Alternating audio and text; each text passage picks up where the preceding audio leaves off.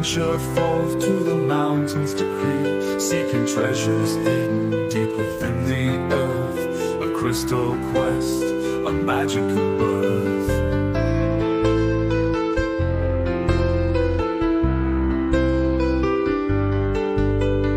Crystal digging, a thrill and a delight, searching for gems, sparkling so bright. Nature's wonders, a precious sight. Let's embark on this magical flight.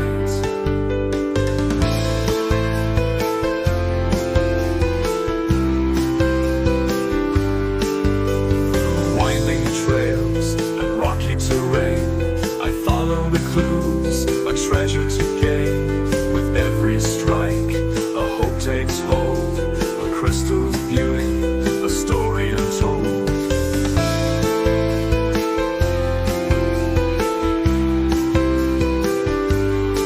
Beneath the surface, a hidden world lies, a realm of wonder beneath the skies.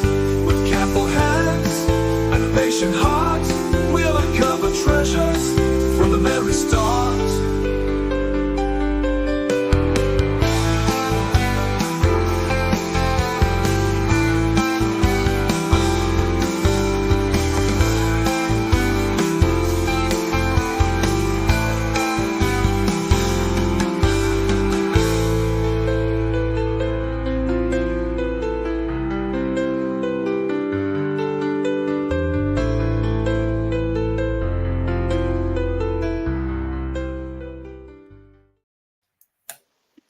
How's it going, everybody? Hello, hello, hello. Gonna switch the layout here. Bam! All right, so we got Christian and Daniel from Mineral World. I'm not going to try to say it the other way, but it's pretty close to, was it Mineralin World, but with a V? You can try it if you want. Yeah, nope. I was going to have our buddy Jack with Goldpan and Dutchy Jacko. He actually met you guys in person. Have him try to do it. That's cool. I didn't know These that. guys are our first international guest hosts. And where do you guys hail from? Oh, We lost one. Christian hit the wrong button. I'm still here. He'll be back. Where are you from, Daniel?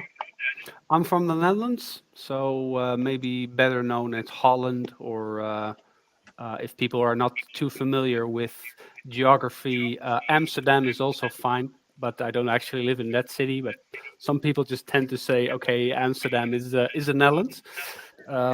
Just getting a message Like from you're Christian. I'm one of those people. Capital. Eh? Yeah. For people that live in the Netherlands, we often say that Amsterdam is for tourists, and the rest of the country is for the people that actually live here. Yeah. No, but Now, thanks again for inviting us for this show. Really appreciate it. Yeah, absolutely. Thanks for stopping by. And One. I got one quick question that's off the wall. When did they actually change the name of the country to incorporate the whole Netherlands instead of, Holland and when did they change that? Because when I was in Amsterdam and Rotterdam, and it was Holland back then in the 70s. I can actually give you a short history lesson. It's been the Netherlands forever, or at least since it was founded. But Holland is actually the name of the western province where Amsterdam is located. So you have we have a couple of provinces, and the biggest ones are North Holland and South Holland, or together Holland. And that's the name that just sticks. But officially, it's Netherlands. Oh, okay. I didn't know that. They taught us wrong when I was a kid. Yeah, don't tell a Dutch person that he lives in Holland. Just tell him they live in the Netherlands. Okay. Exactly. So what do you guys do? Yeah. What we do. Yeah, we're the crystal prospectors from the Netherlands. But of course, we do that. Not only it's our hobby, so it's our passion. So we have a divided life, as in crystal prospecting, and of course working. In my case, and as a team lead somewhere. But yeah, it's for us a hobby to go out in the mountains or the quarries to go out for crystals prospecting. What kind of crystals do you find when you go out? It's I know so, there's. yeah. No, I was gonna say I know there's like a wide variety of different types of crystals, probably. But what are the most common you'd find? Yeah, that's a good one because in Europe we go everywhere except for the Netherlands. We don't have crystals. Yeah, we have some possibilities to find some crystals, but it's difficult. So we go to Belgium. Of course, there's a lot of calcite quarries or calcite deposits, as you can say, or quartz or some other crystals. And in Germany, it's a variety of quartz, like amethyst, smoky quartz.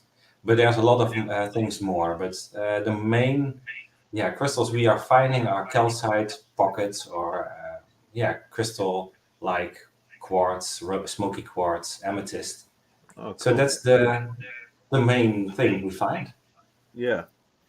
Do you guys when you mine for your crystals, do you actually keep them all, or do you sell some, or are people looking to buy these at like rock shows or stuff like that? Both actually. Well, as Christian said, for us it's a hobby slash passion. So it's not something that we pay our daily lives with. But sometimes people ask us, "Hey, we saw your YouTube videos or Instagram posts, and we saw you find some nice smoky quartz or amethyst. Do you also have something for sale?" And then we do that on a private basis, so not as Mineral World. Just to assist ourselves in this hobby, because I think you can understand it's not a cheap hobby to have. Oh no. We all I can feel agree. that. As a prospector, I have a claim, and I know the expenses get high if you don't watch it. Yeah, exactly. Yeah. Yeah, a good one also to say, Travis, is like we went to Switzerland last week, but you pay per day or per week for a patent to search there. And that's good, but you pay around 30, 35 euros. I don't know it's in dollar, but some kind of $30 maybe. Yeah. And that costs a lot of money, of course, when you go out for a week or more. Yeah. Oh, Yeah, because yeah. it's per day indeed. Wow. So you guys have to pay per day every time you go out looking for any kind of minerals or specimens. Well, if it's in Switzerland, many of the other countries in Europe are pretty much free of charge, depending on where you are. There are some famous locations in Spain where you can find these really nice pyrite cubes, the really perfect ones. Oh, yeah. I think it's closed, but when we were there a couple of years ago, it is indeed pay per day, and that can get quite expensive. Yeah. So you do have to save a lot of money during the year to make to trips like that. Yeah. Okay. Do each different country that you go to prospecting and mineral hunting, do they have their own separate laws governing what you can take out and what you can't? Yeah. Most countries are okay with it. So when you look at countries like Germany or France, Belgium, Spain, that's pretty much open borders anyway, because in Europe we don't really have borders anymore. Mhm. So also when it comes to crystal digging, you can just take those home, and unless you get someone stops you at the border for a temporal check, and they'll ask you, why do you have these strange rocks in your car? What are you going to do with it? But we had that a couple of times during the night driving home, and you have these big tools in the back of your car, and they first think you're burglars or something. Yeah. But when you explain what you've been doing and you show them the picture, they're like, "Oh wow, can you actually do this in our country?" So they're pretty relaxed about it. But we do often get, and I think that's the same in the USA, when you got privately owned lands, where you actually have to go to the landowner or municipality and ask, "Well, I want to start digging holes on your lands. Do you mind if I do that?" Yeah. Yeah, it's Wow, the same that's here interesting, too. Yeah. Some people are actually quite surprised when we do that. When I've had I was on holiday in Croatia once where there was a stone quarry, and I drove in, and the guy at the fence was like, "What, crystals? What's that?" He had absolutely no idea. What are you doing? Yeah. Wow. Interesting. Yeah. How long have you guys been doing this for? Yeah, well, I started out when I was around 7 or 8, so it's 30 years now. And of course, it didn't start with the prospecting as I do now, but when I was a kid, I get used to with crystals. In Germany, there's a very famous town for crystals. It's ℍ𝕠𝕉𝕚. It's one of the capitals, for example, in the past for crystals digging, but also buying everything from import and export. And that's why I started in a quarry where you could search for your own crystals. And it was it was a quarry with amethyst geodes or quartz geodes with calcite in it. And of course, when I was 8, I was totally blown away with it. So I didn't let it go. And it only got worse and worse, or better. I don't know how to say. Yeah, right. Absolutely. I've noticed that. I've noticed that with my grandkids and some kids that I've taken under my wing here in the neighborhood. Made up a little gold bag and put some crystals in there and some shiny rocks. And when they find that, they're just ecstatic. They Exactly. love finding the pretty blue rocks and the pretty purple rocks, and they're not too much worried about the gold. They'd rather see the pretty colored rocks. Yeah, but it works. I understand you, Joe. It's exactly what we do now as ℓ𝕬𝕝 or Mineral World, but we want to promote it as a hobby. So children start somewhere around age of 5 or 6 with something, and it doesn't matter what. But when we are on a fair, mineral fair, and there's a child coming to us, he's 6 or 8, and he gets to take a crystal for $1 or €1, call it whatever you want. And he's like, wow, did you really find it yourself? Yes. And you can find it as well. And that's exactly the passion we want to give the children or give other people. Doesn't matter which age, but you can start everywhere and every time with a new hobby. And it's definitely a fascinating hobby, definitely. And it captures the interest, like you say, of the young kids. And that's more or less what we try to do in with gold panning and stuff like that. I love teaching little kids that it's hard to do, but it's fun teaching them how. And when they see that shiny in the bottom of the pan, or those pretty colored rocks, or those little clear crystals, it's fantastic. He's the teacher. On their face. Yeah. Respectful. That gets good. That's exactly what we ever want to do. We have this saying in the Netherlands that when kids find crystals, they're like magpies. When it's shiny, they just dive on top of it. All over it. Yeah. Right. So Daniel, we're hoping. How old are you? We're hoping you guys get to come. Yeah. Right, Trev. I was Yeah, gonna say, we Daniel, are ready for it. So we're glad to come sometime, of course. Yeah. Cool. But okay, we want to share also some adventures from the last time, of course, and maybe you can come to Europe as well. Did you go to Europe sometime for crystal prospecting? That's a good one. That'd be interesting. Well, we're getting out there all over. We have our friend Talc Detector from Chile. He's watching us here right now. Oh, good, great. Yeah, we're going worldwide with this live. Yeah, this is this. Yeah. Literally. I see in the chat as well. This is awesome. Hey, everyone. So, Daniel, how old were you when you got into look for minerals? Well, I was about 7 or 8 when I started collecting. So I didn't even know back then that prospecting was actually possible. And then when I think about when I was 16, 17, 18, when internet started to appear, I actually looked up what I actually found or had in my house. And then someone, I can't remember who, told me that there was a quarry nearby where I live, where you could find crystals and dinosaur fossils as well. Wow. And I was kind of like, oh, well, that sounds really stupid. So I just went there with a bucket and a shovel, and I was sold within 5 minutes. It was one of the most awesome things I ever did. and I never stopped doing it since. So as you can see, I've got quite a nice collection behind me already, which is Very nice. only the That's a- pieces that I want to showcase in my room. But I already lost one of the bedrooms just with boxes, crystals, and stuff that I found throughout the years. So yeah, I've been doing this for 25 years, I think. Wow. Man, that seems a shorter time than me. I've only been doing this stuff for 10 years. I got into it later on in life. Yeah. Maybe it's the age, Travis. I'm not sure what your age is, but I'm already, you see, turning gray. So I got some gray. okay. I'm 40. Trav's just dry. not so The much milk's as you- drying right now. Trav's just getting into the 40s. The milk's just drying behind the ears. Perfect age. Travis, I just perfect turned age. 40, so yeah, I'm probably the youngest one here. I'm Welcome not to the going to club. get into my gray.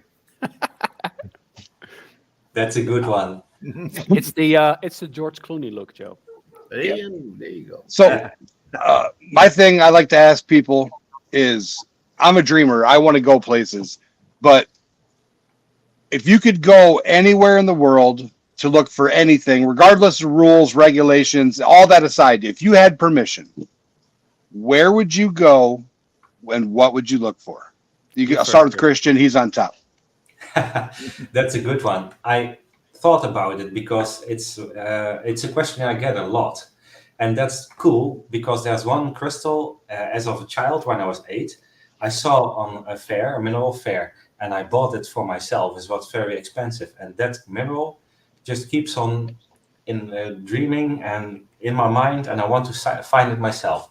But as you know, there are also in Discovery or National Geographic other things to see, and one of them is the crocodile mine in Australia or Tasmania, for example. That would be my goal. Crocodile is so rare and so seldom, but also so extremely cool to see. It's something extremely red. It's sharp, pointy.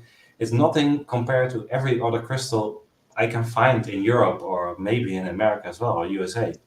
It almost looks. I've one of my friends sent me a video of that actually, and I thought it was fake. I thought it was like some AI created thing, and it looks like a cluster of spikes, Exactly. like a cluster of red spikes. It's amazing looking. Yeah, and that would be my dream to go there to find it myself. There are only, I believe, a handful of mines there to find it, private mines, of course. And it's rare, it's cool, it's unique. So that would be my ultimate goal to find.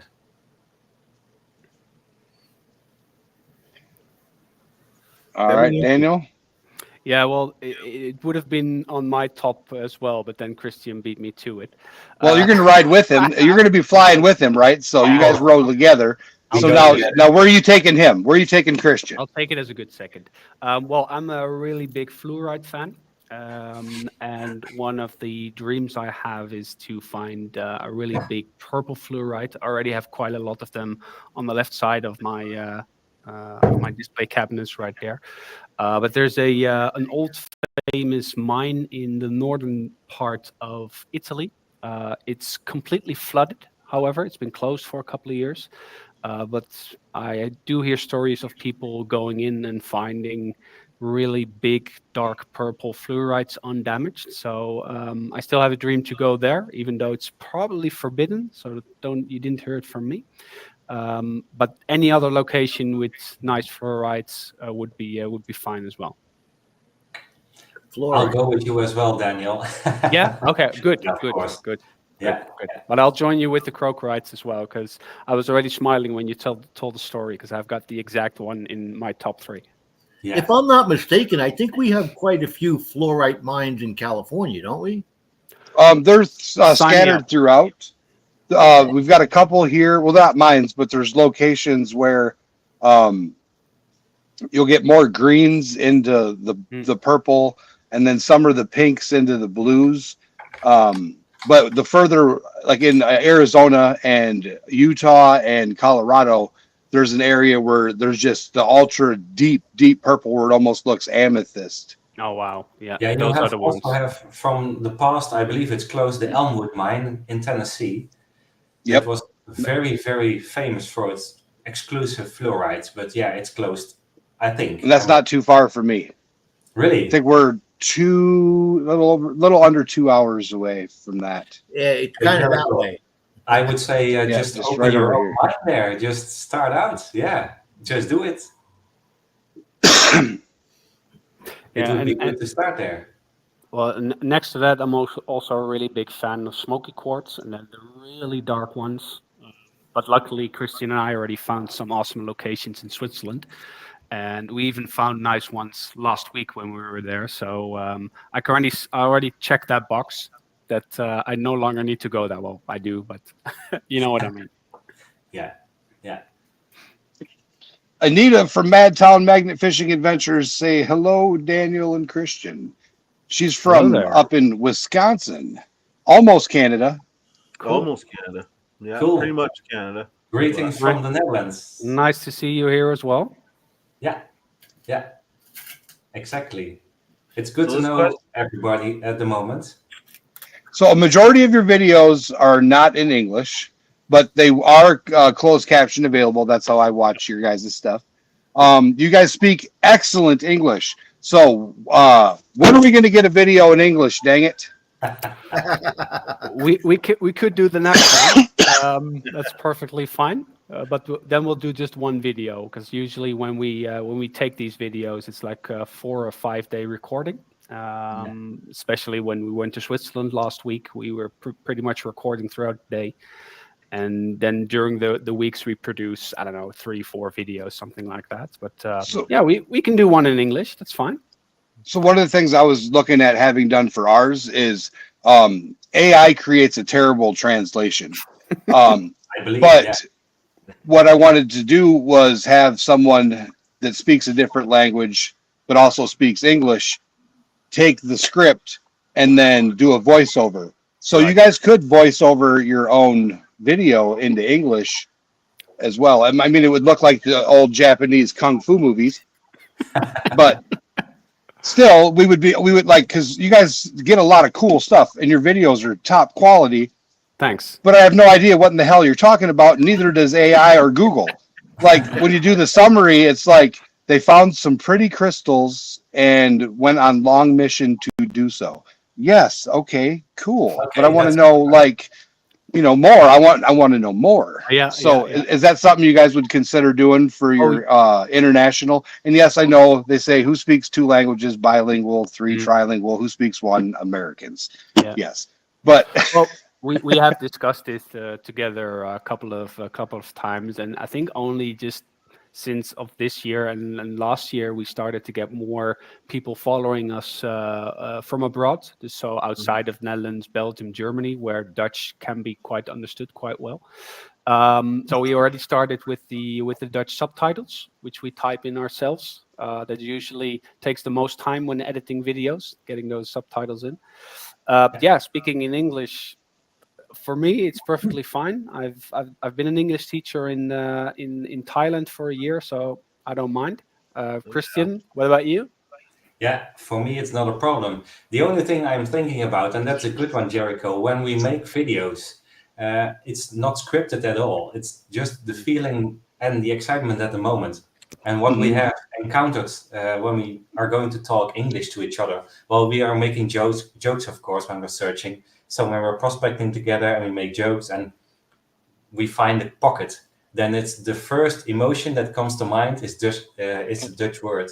And then wow and great and geweldig, awesome. So it's possible in English, but the first emotion and the real feeling from the movie, then we have to speak English all the way down the road when we are prospecting. It might might look scripted then, but it's I mean, you could just do it to where you have the emotion in it natural in Dutch, but then so then when you get into the part where you're explaining what you find or you're talking about the different things, you cut out the Dutch and say it in English, like the different parts, like just like that, and that way you already got your video edited and put together, so you don't have to do it. Refilm it, you just do the voiceover clip. Right. Yeah, that makes sense. That's a good one. Yeah, I think it's a good one after, of course, this live stream and all the things we get from the USA at the moment. So, of course, we're open for it. But it's also a good opportunity to come by and make some awesome videos in English, of course, because you can't talk Dutch. So The alternative is that we teach you guys Dutch. Exactly. for sure. Hopefully, this is going to open up your horizons to a new audience here in the United States, because That would be awesome. when we spoke to you prior to going on live here, I seen some of the specimens that you've collected over the years, and they're very fascinating. Us here in the United States would love to see it. If you have any, if you'd like to give us a preview of what, like when you went on prior to us talking to you from the video, you went on this trip last week, and I was wondering what you came back with. This is a very good one. Daniel, will you start out with a video or a picture, or? Oh yeah, definitely. Do you have? Maybe that's a good intro to give some magic to the moment. Do you have any interesting video? Otherwise, I will have one. But I have to search. I don't have a video. I only have a picture, I believe. Okay, well, I'll Excuse me. If you start with a picture, I'll find the video of the first pocket we found last week when we were in Switzerland. We went there from last week Tuesday until Saturday, so 6 days of prospecting. And immediately the first day was just the worst weather. It actually had been snowing on the mountain when we were going, and it just melted, I think, 3 days in advance. But the rains were terrible, so it was like a big mud fight throughout the day. And we actually went back to a pocket that we found, I think, a year earlier that had potential. So maybe if you could show an overview picture, I will find a video. And we called it the best kept secret pocket. So it's in English already. Ooh. Yeah, I can only say I can show you one picture. It's from the environment. It's from the surroundings. So I don't have anything from our pocket yet because we didn't render our photos and films from last week yet.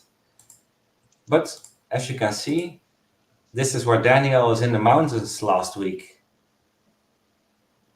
Oh, wow. And these surroundings were the basis where we started out prospecting. It's a new environment. It's totally new. We didn't know where to go. We only know this area can be interesting for quartz, smoky quartz, and other crystals. Wow. And with this kind of sightseeing, this is unbelievable and great to experience, of course. What's the altitude? We were at around 2,600 meters. Yeah. Yeah, so the top of this mountain is over 3 kilometers. Wow. And we're just below that. Yeah. Hard to breathe up there, isn't it? Yeah, definitely. Yeah, what we try to do is that you've got these altitude levels where the trees stop growing, but also further up where the grass stops growing, and that's the good location. Wow. That's 8,530 feet, Joe. I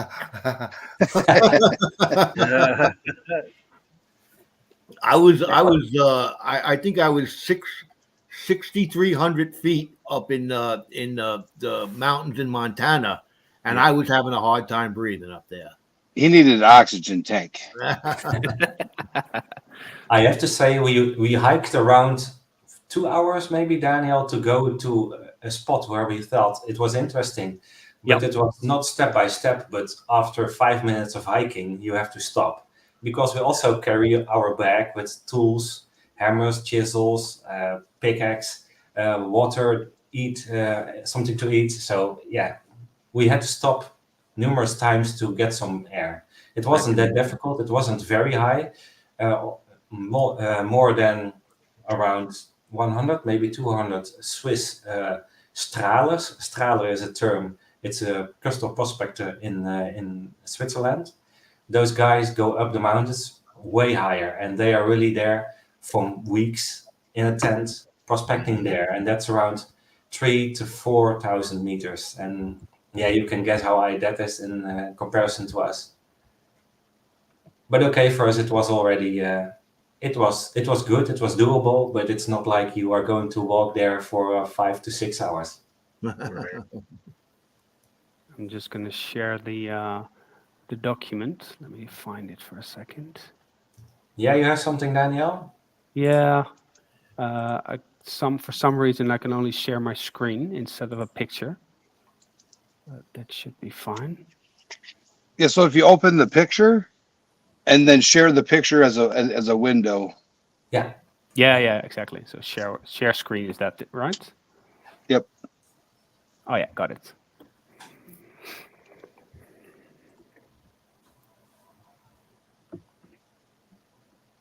I can add it up there.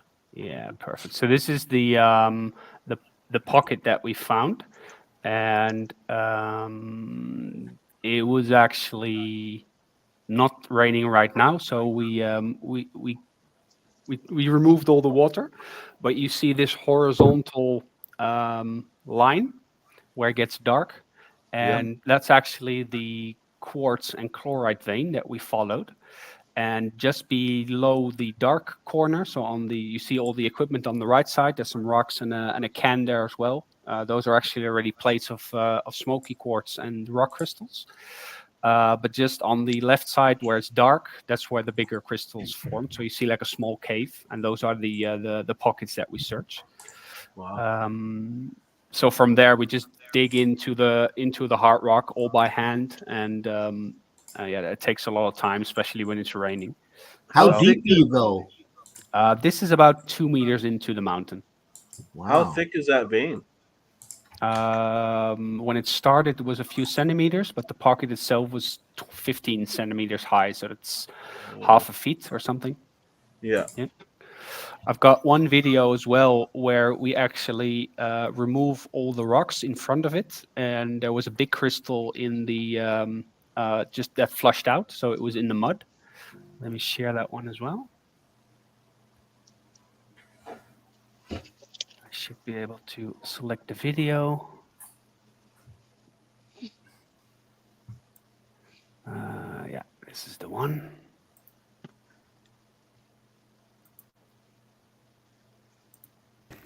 Yeah, here we go. Zo, you ik can heb niet zo see heel the veel rain. kunnen filmen vanwege de... I'll turn off the audio because it's in Dutch. But this was actually the bottom part of the pocket. So it's like steps of rocks going up, and between those rocks where I'm pointing, a lot of mud flowed in.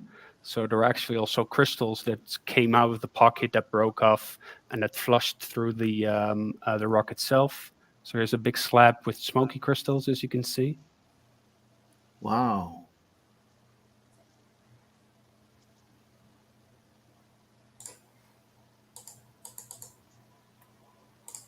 And the whole bottom side of that pocket of that vein was filled with crystals.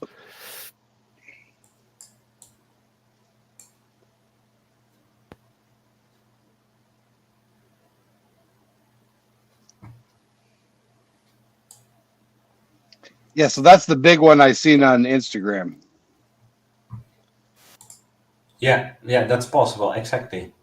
We put multiple picture of some slabs there. Yeah. Yeah. I'm just going to find the other video as well where we found a really big crystal. I've got that as well. Video, here we go.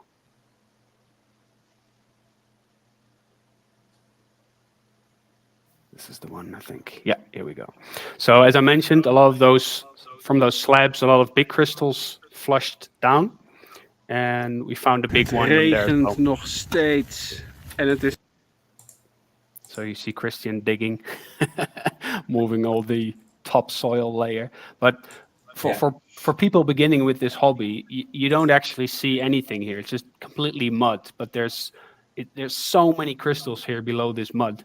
And yeah, it takes a bit of experience to find it. Here you can clearly see that the mud takes a different color. So where I just noticed that. Yeah. And this is a flush area. So in between the rocks, it gets dry and all the crystals have flushed in. You see the right and the left. It's like a sluice box, a natural sluice box. And you'll see what happens. I didn't put this in there, but there's a really big crystal just that flushed in. Oh, wow. So no, how do you know where to look? That's one of the questions I would ask on your video. Well, Is, because like of that. for me, I'm just looking at a giant dirt pile, and I'm like, I just dig and I get a giant pile of dirt. Yeah. Well, we always begin. Oh, let me just get it out first. Oh, So you can wow. see. Is that double terminated? No, I wish. Yeah, it was broken off somewhere. But Yeah, it broke off. I think it came from the top side of the pocket. But yeah, where to look? That's a really good question. When you saw in the previous video, you saw that vein, and especially in this area in Switzerland, the crystals always grow in combination with chloride sand, which is a really bright green sand. And because it's so loose, it tends to follow those pockets. And when we walk across the Alps and there's grass, and then suddenly you see rocks and this green stuff laying around, then that's for us an indicator. There's chloride there, so there could also be quartz there, because they often chloride is also it has some of the same compositions as well. Yeah. And especially with this, we just follow that chloride vein. It's like a green vein that you see, and then hopefully it opens up bigger, and then you get a pocket. But then we also look at, for instance, this flush area. We call those natural sluice boxes, where you could really clearly see that the sand had a completely different color. And that's because it's cleaned up by water. The water has cleaned up that sand, so it becomes really, really clear. And then also that means that water has come through, which might end up with crystals in there as well. if you want, I can show a small video of some chloride vein we found this spring, because there you see exactly nothing, then the vein, and afterwards you see the smoky quartz coming out. Before you do so, I'll just show the crystal when it's clean, because I got it right here. Great, yeah, that's the one. All right, so Hold on a second. yeah, make it a bit bigger. Oh. He's also a crystal. Yeah. You go up here and then this button. Oh, it keeps doing it, Joe. You got to take over. Hold on. Hold on a second. Let's switch here. Here we go. Yeah, it's not really focus. Yeah, unfortunately, not focusing, but this is the one. Wow. It's amazing how they naturally form like that. Oh, Amazing. definitely. Yeah. To me, it's amazing. Awesome. Yeah, it is.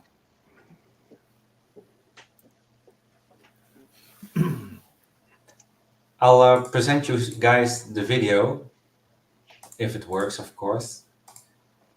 Let me see. Yeah, you see the movie as hopefully, right? Joe, you'll have to add it. Hold on. There it is. Is that the one or no? Nope. There we go. You see my hand pointing to a green vein, right? Yes. Well, that's exactly chloride, and chloride is a mixture of different minerals.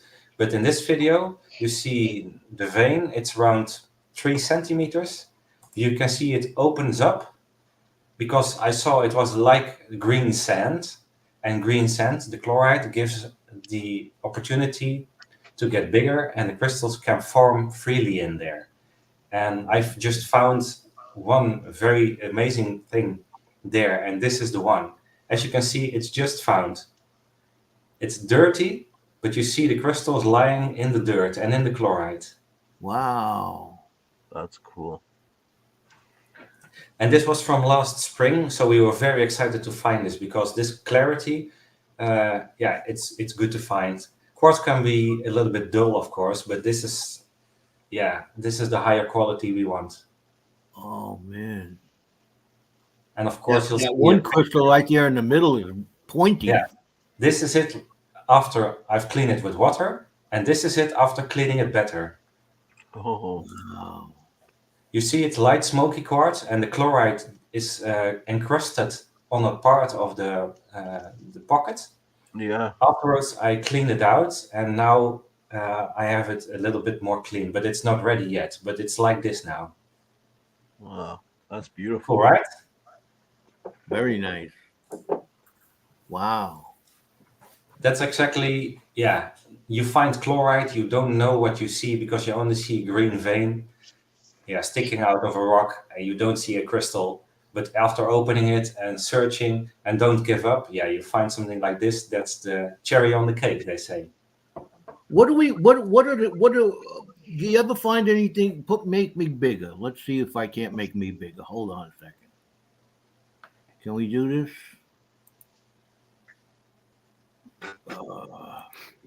Oh, hold That's on. me. I'm gonna switch with you. Can we do that? Hold on. No, I can't. Oh, Travis showing got a it. big crystal. Yeah. Oh, Where you StreamYard's having issues today. Yeah. I don't know if you can really see that. That's a big one. Is that a Herkimer or not, Travis? I believe it's a Herkimer, yeah. Cool. It's And then nice. there's that one. That's a good clarity.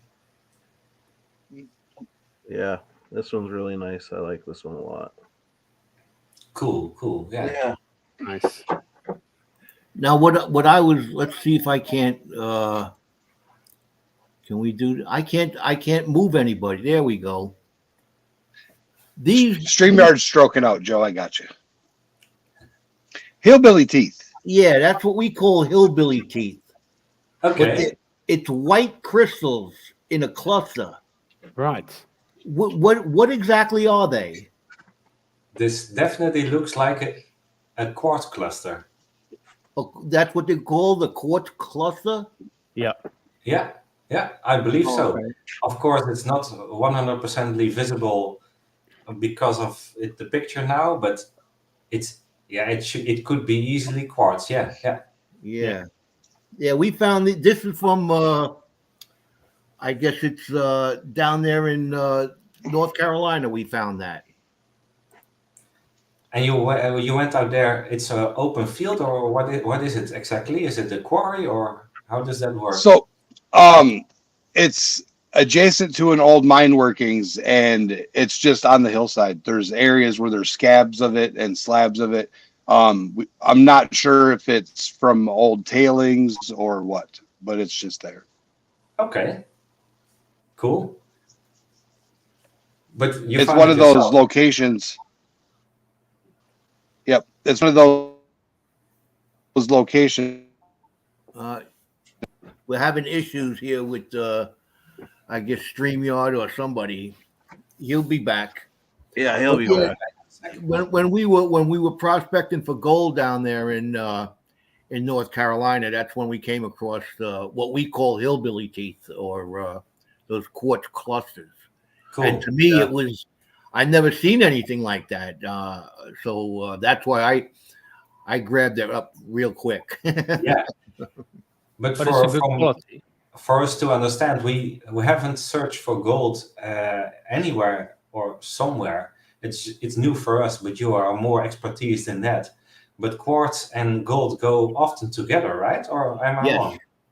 Yeah. Well, and that's what my question was going to be is like, have you guys put a pan in any of that dirt that you guys are looking at? Because I'm like, oh boy, that looks Very good question, but we haven't done it, so maybe we're totally messed now. No, but We it's should have still done really it, maybe. cool what you guys are finding. Really cool. Roy and Becky are here. How you doing, Roy and Becky? What is the strangest thing you guys have ever found? Do you have a strangest thing, Daniel? Ooh, Good question. good question. Strangest thing. I'm just gonna look real quickly in my display case for a second. Well, not really strange, but I think. Oh well, yeah. I think a strange would be. It's not. Yeah. We all know pyrite, for example, is it grows in cubes. Yeah. So the pyrite crystals itself, and it's not really a strange find. You could find it pretty much everywhere.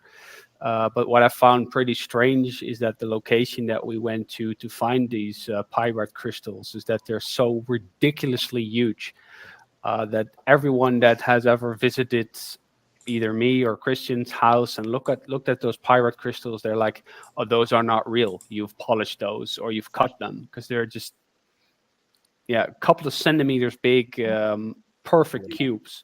And Really? that just looks ridiculous. Yeah, I think that's probably the most strange thing I ever found. Okay. How about you, Christian, what about you? I think he's looking for a picture. Yeah, or he Where he dropped down. froze. He froze. Yeah. Oh, Nice. Yeah, when we get I got some here. When we get pyrite, it's little. Yeah, but there are little cubes all stacked together. Yeah, Yeah. right. Do you want me to show the ones that we found? yeah. I think That'd we be need interesting. we need to put some context to it. Oh Look man, at that. That doesn't even look that real. dwarfs mine. No, that doesn't look real, but it's 100% real. Absolutely. That is amazing. I would love to find something like that, man. Wow. Yeah. Were you ecstatic when you dug that up? Oh, definitely. Yeah. I Yeah, can definitely. imagine. Yeah. Wow.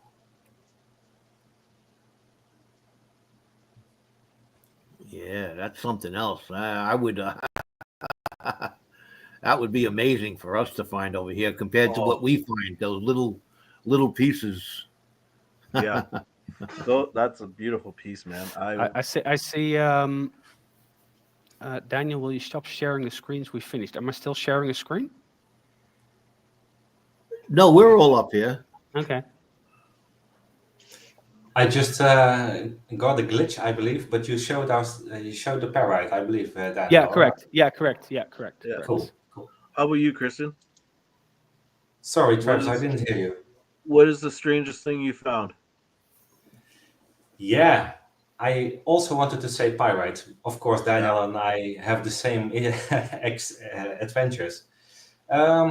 Strangest thing. Yeah, let me think about it. Because strange as in seldom or rare, I can, renounce something, but Maybe strange. those, Christian, maybe those negative crystals that you found when we were searching for fluorides. And, Exactly. Oh, you Negative were searching those ones. Yeah.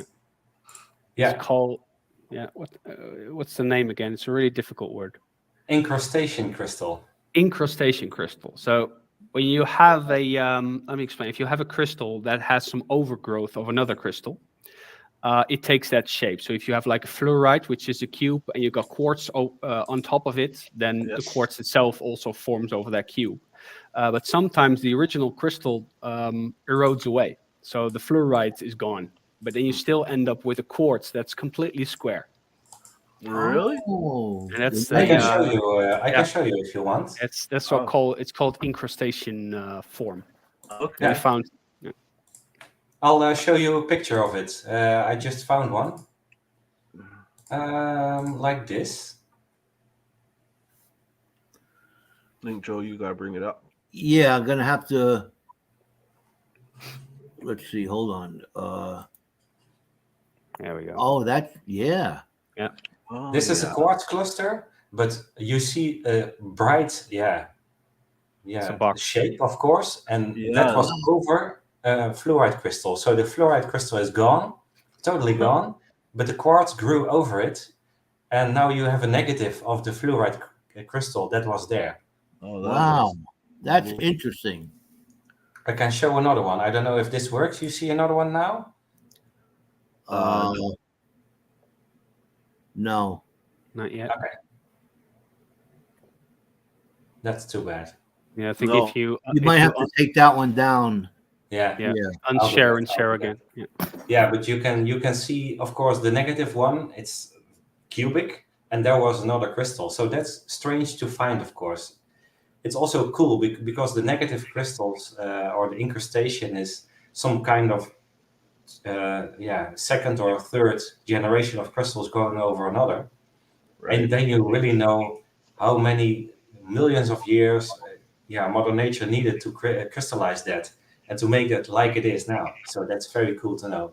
Yeah, that's a very cool specimen, man. You guys have some amazing stuff. I I see was going to someone. ask. Well, Thanks, I man. got one quick question about that that pyrite, the large cubes of pyrite that you had there. What would that go for on the market? Has anybody ever offered you a price for that? Oh yeah. It's going to be a couple of $100. Wow, I would think it would be even more than that. Depends on what someone wants to give for it. Because for me, it's a lot of emotional value because I've collected it myself. Right. Yeah. It's a piece of art made by nature. Yeah. Yes, that is some specimen there. And the rock itself is really light limestone. It's almost a gypsum-like stone. So if you just put this in the water, you just end up with pyrite cubes. It just falls apart.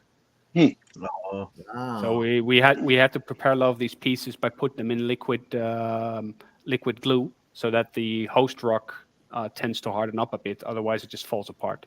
Yeah. Oh.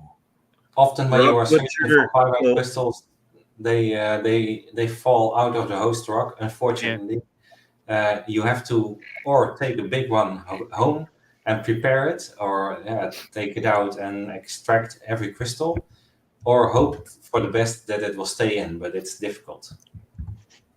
Yeah, we have in the audience here, we have our resident geologist, Rock Butcher there. He when we have questions about minerals and rocks and survey and stuff like that, that's our go-to guy there.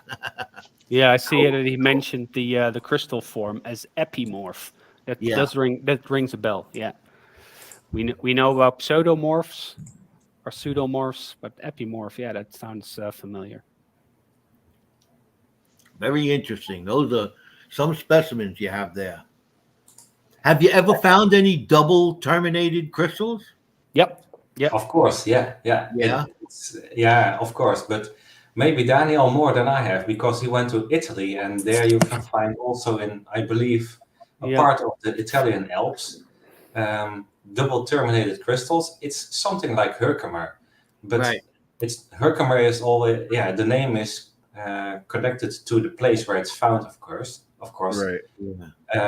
But in Germany or in Italy or in other countries, you can find double terminated quartz crystals with some kind of clarity or bitumen in it, and you can call it ℍ𝕠𝕠𝕝. Yeah. Or you can call it, as they say, Daniel, in Germany. Yeah, I forgot it. It's like the diamonds, you mean? Yeah, Schaumburger diamonds. Yeah, exactly. In the area of Schaumburg, you find also double terminated crystals, but it's so similar to same. Yeah, we just I just recently subscribed to a channel here on YouTube about I think she's a retired school teacher who does geologist stuff upstate New York, and she does a lot with the ℍ𝕠𝕠𝕝 diamond. The ℍ𝕠𝕠𝕝 diamond detective. She's one of our upcoming Thursday guests. Yeah, nice. She actually has sent me a package with some AAA specimens, completely clear, flawless ℍ𝕠𝕠𝕝 specimens. and I'm not too far. I'm here in New York, and I'm not too far from there. And I'm gonna make I'm definitely gonna make a trip up there just to, I got some digging tools and some hammers and stuff like that. I wanna try this out. It's getting me, especially talking to you guys, getting me more and more excited about it. Very good, Joe. And I always watching also videos on YouTube or Insta. I believe it's in ℍ𝕠𝕠𝕝 country, but when they are searching there with also the hammers and everything, maybe some explosives or power tools, just to extract the ℍ𝕠𝕠𝕝, it's cool to see. But every ℍ𝕠𝕠𝕝, it's the same kind of crystal. It's quartz, but it's not formed the same way. Every crystal is unique, and that's what makes it cool. That's also for, like calcite, for example. it's very, very common. It's not seldom, but it's so difficult to find the best quality, but also they grow in so many forms. So I like calcite a lot.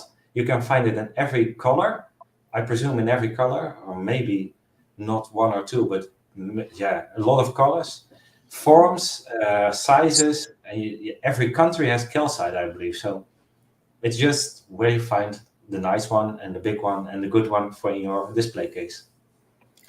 What makes quartz crystals like? There's regular quartz. I have quartz all over the place here in New York where I can find just walking around. They use Yeah. it as garden gravel and stuff like that. But Yeah. what makes it form one way as opposed to forming as a crystal? Yeah, I'm not a geologist. I can only say from my experience, what I've learned is you have like the Alps, where we are going to search for crystals. The cracks in the mountains open, and there's some kind of liquid silicate dripping down and forming it with other gases and things there to a crystal.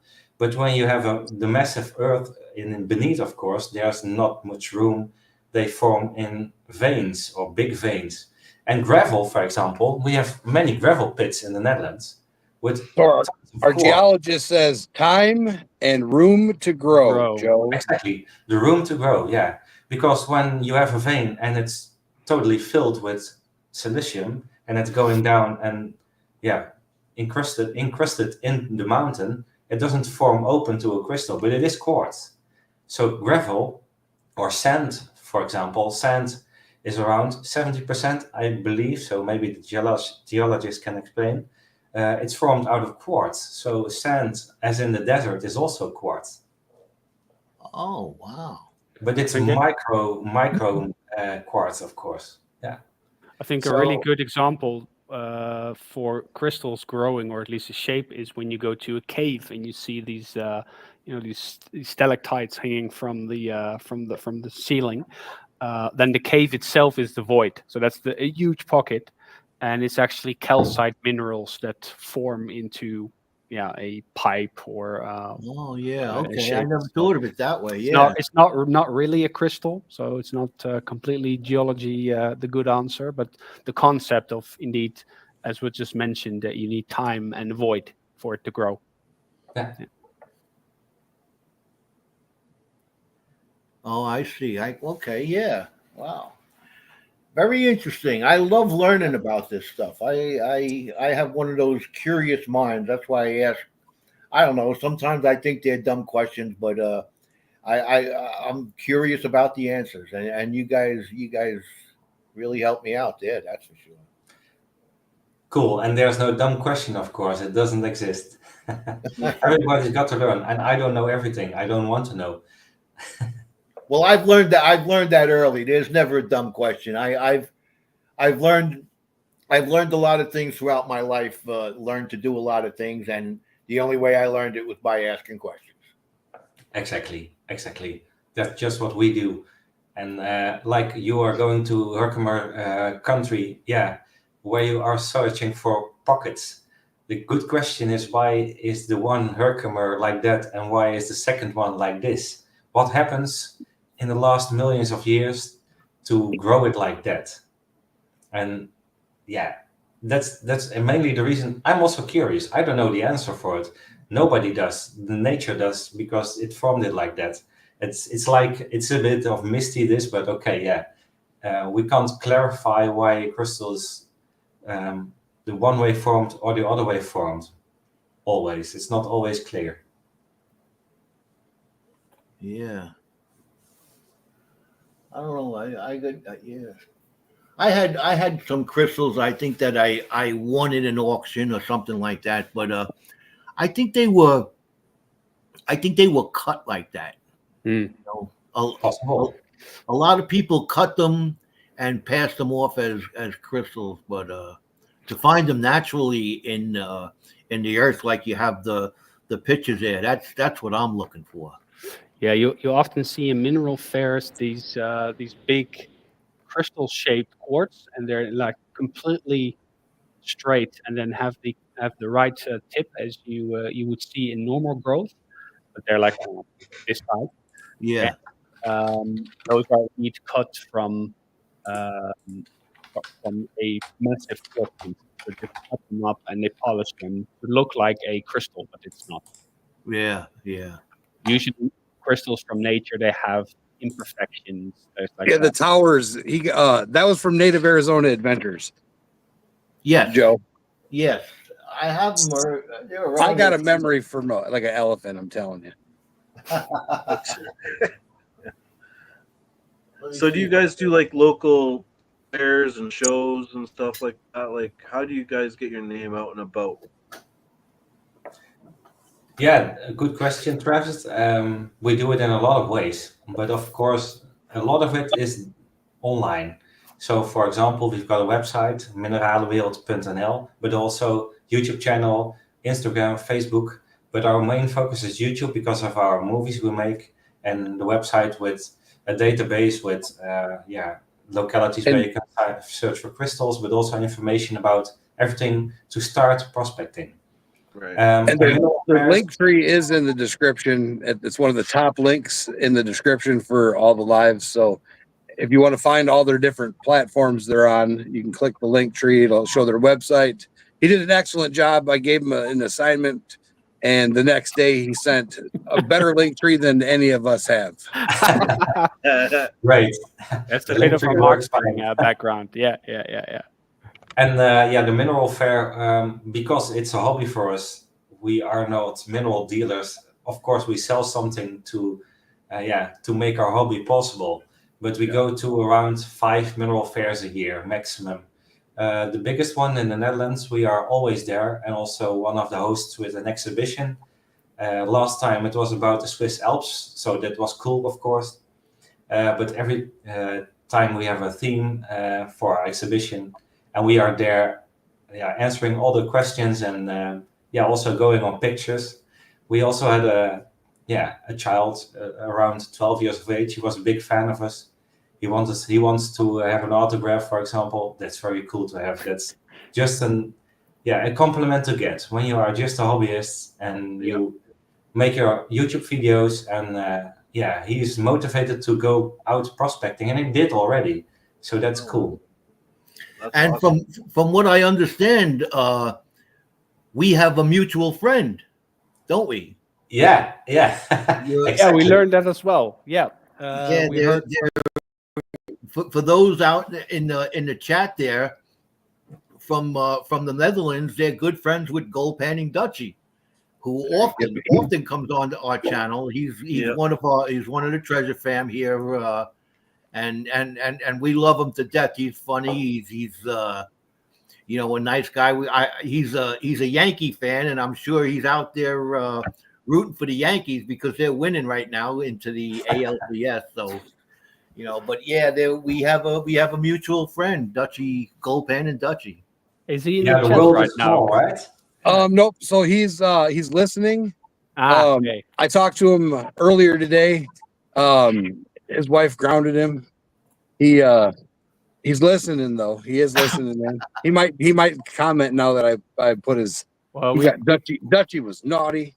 we can do a Dutch shout out to Jacco if he wants. There you go.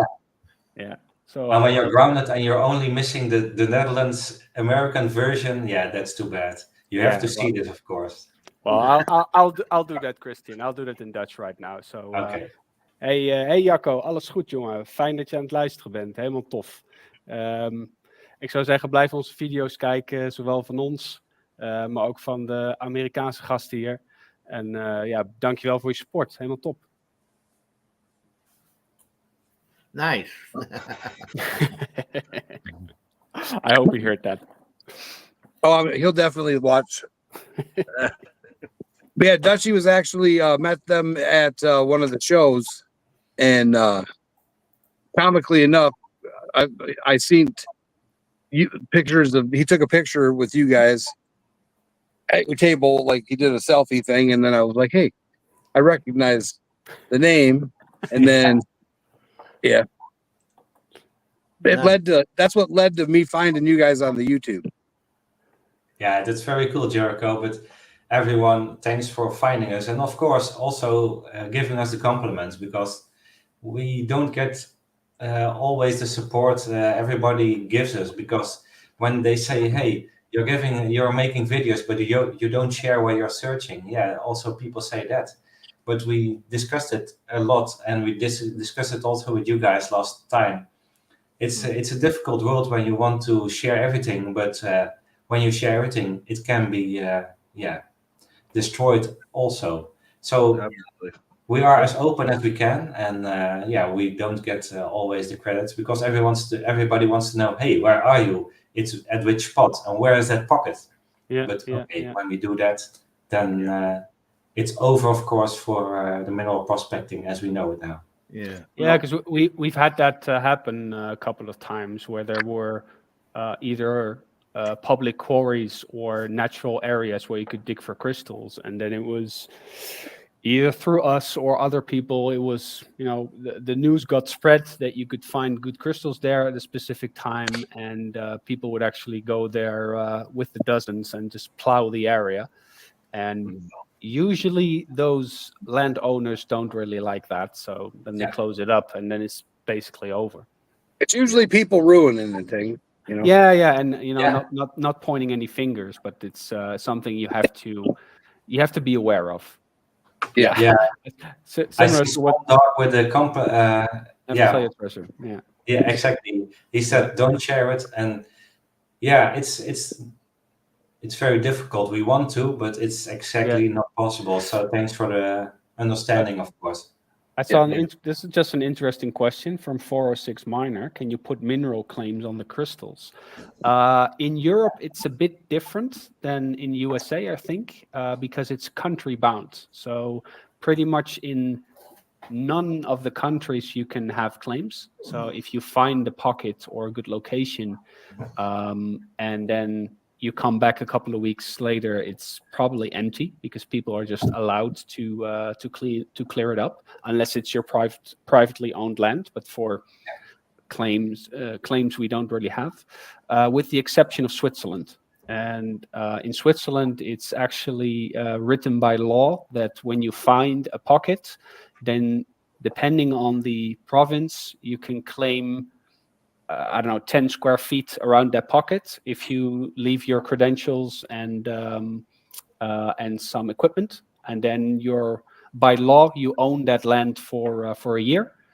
And the really nice thing is that the Swiss people, they just respect that. So what happens when you come back a year later, you'll see you might have your equipment moved because people have checked your claim, but they just don't touch it. It's such a beautiful country and nice people that they just don't do that. They have respect for other prospectors. Yeah, I wish that was the case here. Yeah. There are stories though in Switzerland of claim jumpers, but it doesn't happen that often. And if it does, then they'll find out who did it pretty fast because it's not such a big country. Exactly. One of our Treasurefam people says he wanted a pan when he was in Europe, but it seemed like it was highly frowned on. Is that true or? Nah, well, I think highly frowned on might be because it's not so common. So people were more likely to look at you in a way like, what are you doing over there? That doesn't make sense, rather than they would send you away. If they would send you away, it's probably because those areas might be privately owned. So But of course you always. Sorry, go ahead. You have in different countries, like also Switzerland, but also Sweden, possibilities to gold pan, and not only one, but multiple, maybe tens of 50 times possibility there to find something. One of our friends got there last time, and he was new there, but he got to know some people, and they took him gold panning, and you pay a small fine, and then it's okay. Or a fine, it's not a fine, but you pay something, and then you can pan. Yeah, a fee. Like a fee. Yeah.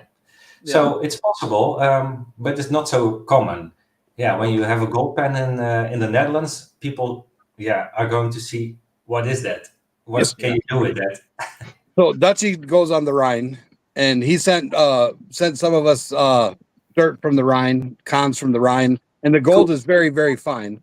And then I have friends that are up in the Swiss Alps, and then Helvetica prospecting, and then some that are even further up in different areas, and they're actually finding nuggets and finding where they're able to do not for dumps, where they go in and they dive. What's it called, Joe? I lost the word. Dredging? Oh, No, just with the snuffer bottle. Oh, sniping. Sniping. Okay. But the gold is visible where they're swimming with the goggles. They can see it and they're able to snipe it. Okay. Oh, cool.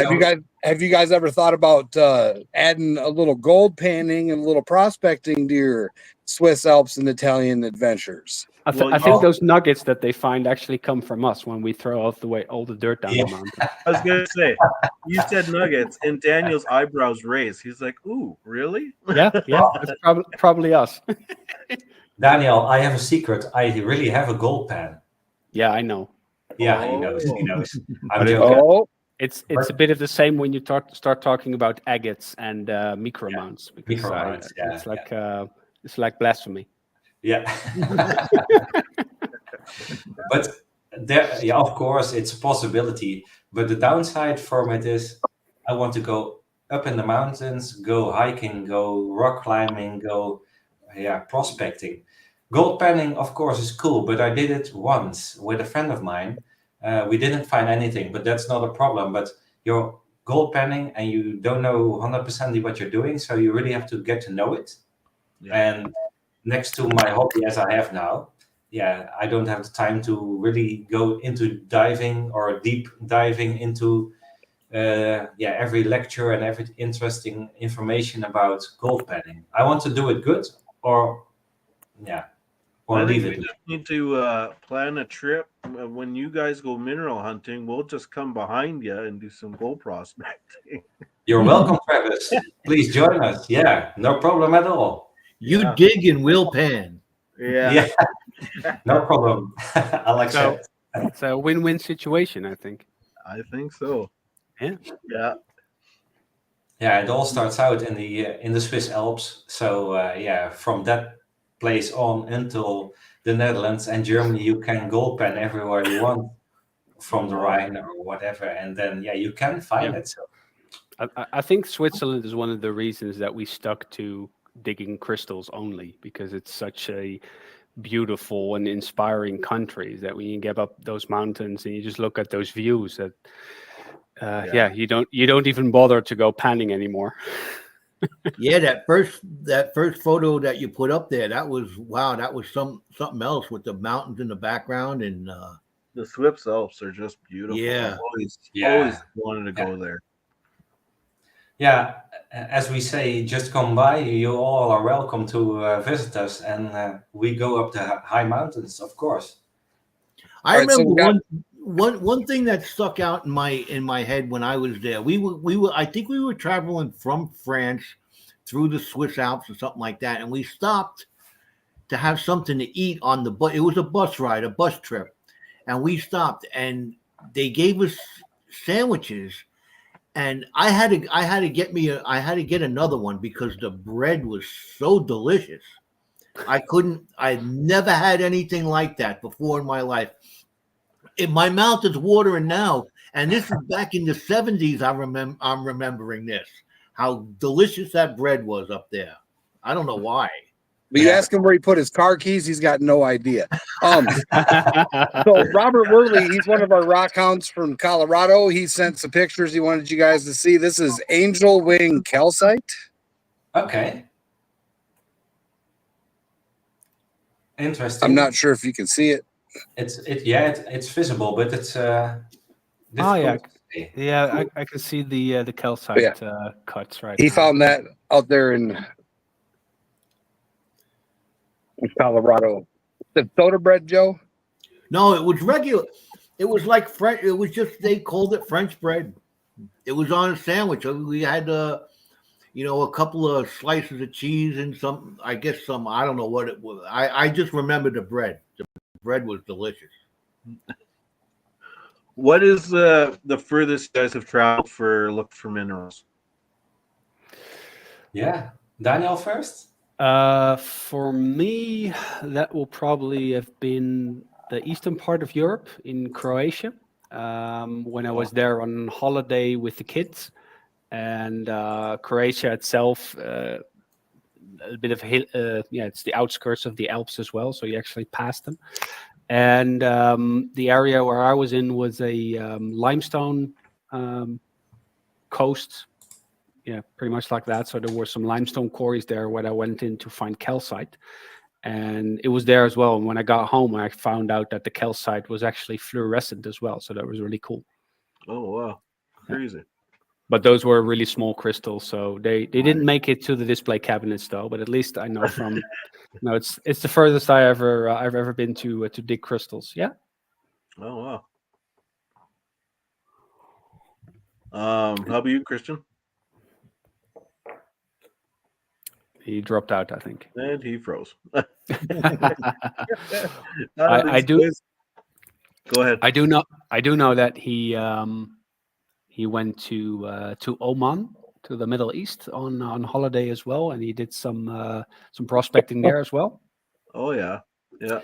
I think there's even a video on it on our YouTube channel. Oh, yeah, he sends me a message. I'm dropping out again. So he went there on holiday, and during hiking he found out there was some quartz or calcite vines as well. So then he sent me a message about there he is again. So yeah, I'm back. I was just explaining your story about Oman, which I think is the farthest thing you've ever been. But yeah. You'll have to tell the world instead of me. It was it was really Oman. I don't know if you know the country. I didn't before I got to know it, because we went to my relatives, my family, and we went to Oman, but I didn't know anything about the country.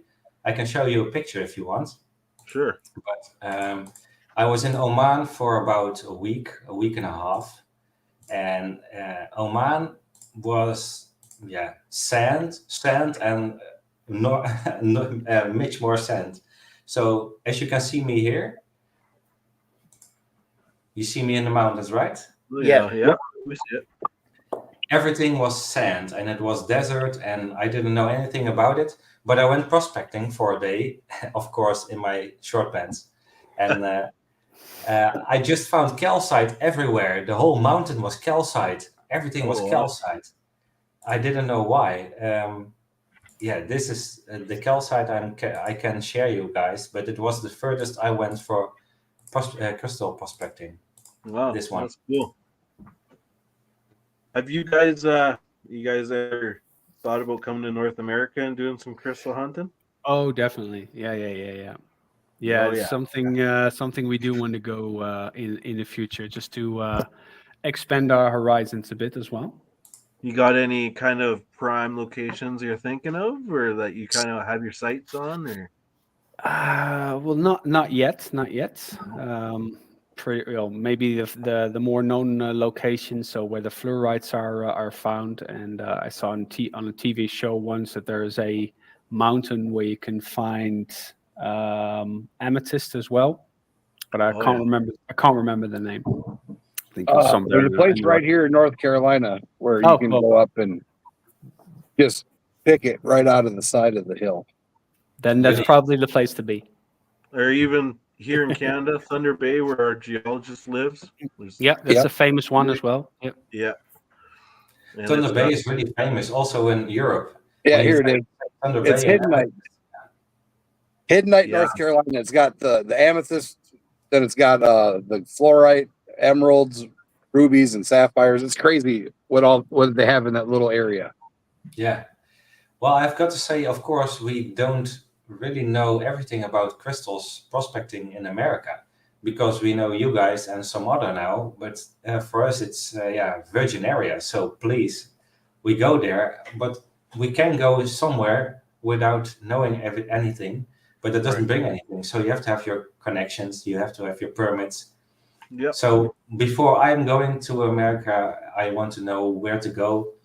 I don't have to find anything. It's just the adventure of crystal prospecting. But I can't go there and say, hey, I'm on the airport now. Let's go left. I'm going to prospect there. So it's preparation. Yep. So with Hidden Night, you pay $25 and you get to go for the full day. They have what they call creeking. You go down to the creek and then you get to find all the runoff crystals, or you can go up and then do what you guys like to do and dig in the veins up on the top. And then they also have an area for sluicing where they go in with their machines and they bring in buckets of material for people that aren't able to go out and dig. Okay. And I believe it's a similar situation in Thunder Bay as well, with a small little fee, right? And then you can, like Jim, our rock butcher, our geologist, he was finding amazing pieces of amethyst, buckets and buckets full. Buckets. Wow, cool. I know it's very rare and seldom in Europe to buy it somewhere on a fair, or you pay a high price for it. So yeah, cool to see. It's with hematite, I believe, or not. And I was just going to say, and Jim just pointed it out. So if you guys are coming to North America to go crystal hunting, you just better make sure that you organize a pallet for air cargo, because you're not going to be able to fit all that in the suitcase. And he's not kidding. There'll be places where you're going to go and you're going to just see stuff and find stuff, especially if you go down to Arkansas. There's giant crystal. Yeah, big ones. Yeah, we know that one as well. And, you know, looking at Christian and myself, we often make such big holes and find so many crystals. So I think if we go to North America, we'll surely have to use a couple of pallets. Yeah. Maybe you just buy a plane. We have cash enough. Yeah, or you might as well just rent the plane. Yeah. But really, of course, we'll come by and do that stuff, and we'll have to prepare good. Because I believe there are many possibilities we have in America, not only us, but to find crystals, it's much more common than in Europe. And that's good to hear. I don't know if you guys have some place we definitely have to go, or where the crystals are so rare. Or what I'm going to do is I'm going to send you the website that I use, and you can go state by state by state, and you just pick the pickaxe. Like for the thing that I put up on there, I put it on my Google Maps. So if I'm in the car, I can just pick one of these locations and it gives me the GPS coordinates, but it tells you what is there and what you can find, but it doesn't tell you if it's private property. You have to do more research to find out if you have access, but you can still get a generalized idea of what has been found in these locations. For state to state. We do the same on our website, where we have a Google Maps for the Europe region and different locations that either we know or that people within our network know or that are well known, and we just put them up there. People can click on them. They can see what kind of geology it is, what kind of minerals you can find, what the address is, whether indeed or not there's a privately owned. From there, people can actually chat around that location. So if someone asks, hey, what's the current status of that location, or has anyone been there, or do you want to go together to that location? So it's kind of interactive for people to start their journeys on our website as well. Really cool. Breaking down those barriers so people can, Oh yeah, definitely. And considering everything is online nowadays, it's the best place to start anyway. In the old days, it was all piece of on paper, and people you had to be in that network to find the locations. But now they're just online, and which is amazing because, look at this, we're networking. You guys are in Europe, we're in North America. It's just amazing how the distance is no longer kind of an issue that way, right? Exactly. It expands our world, not only ours, but everybody's world. And the world is one big pile of rocks with every kind of crystals you can get. But where is what, and what can you find? And is it findable also? Yeah. And now we can relate to you, and you can relate to us. And that's good that you can share information in this moment. They call us the third rock from the sun, no? Right. So I dropped the link for you guys in private chat, and I also put it in the public chat Cool. It's rockhoundresource.com, and then you just go in. I put up the North Carolina location guide, but you just go in, and it's got an interactive map, and it also has, if you go into the menu, it has a state map, and you just pick any state you want to go to, and it'll pop up with different pins and locations. Great. Thanks. We'll check it out, of course.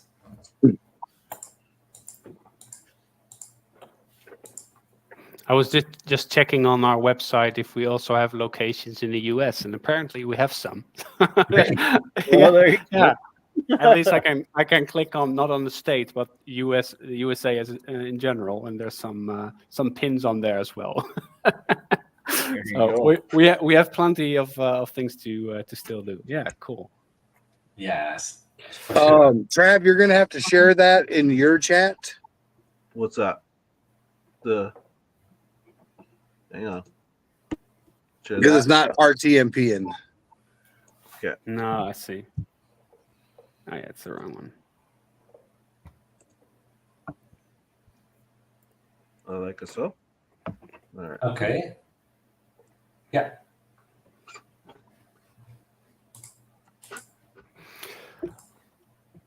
So if it's interesting, I have some videos of one of the last days that we were in Switzerland last week, where we found smoky quartz for, well, officially the first time. We did find some traces of smoky quartz over the years, but this was finally a real pocket with big crystals. I'm just gonna share a video. One second. Here we go. I got two videos actually.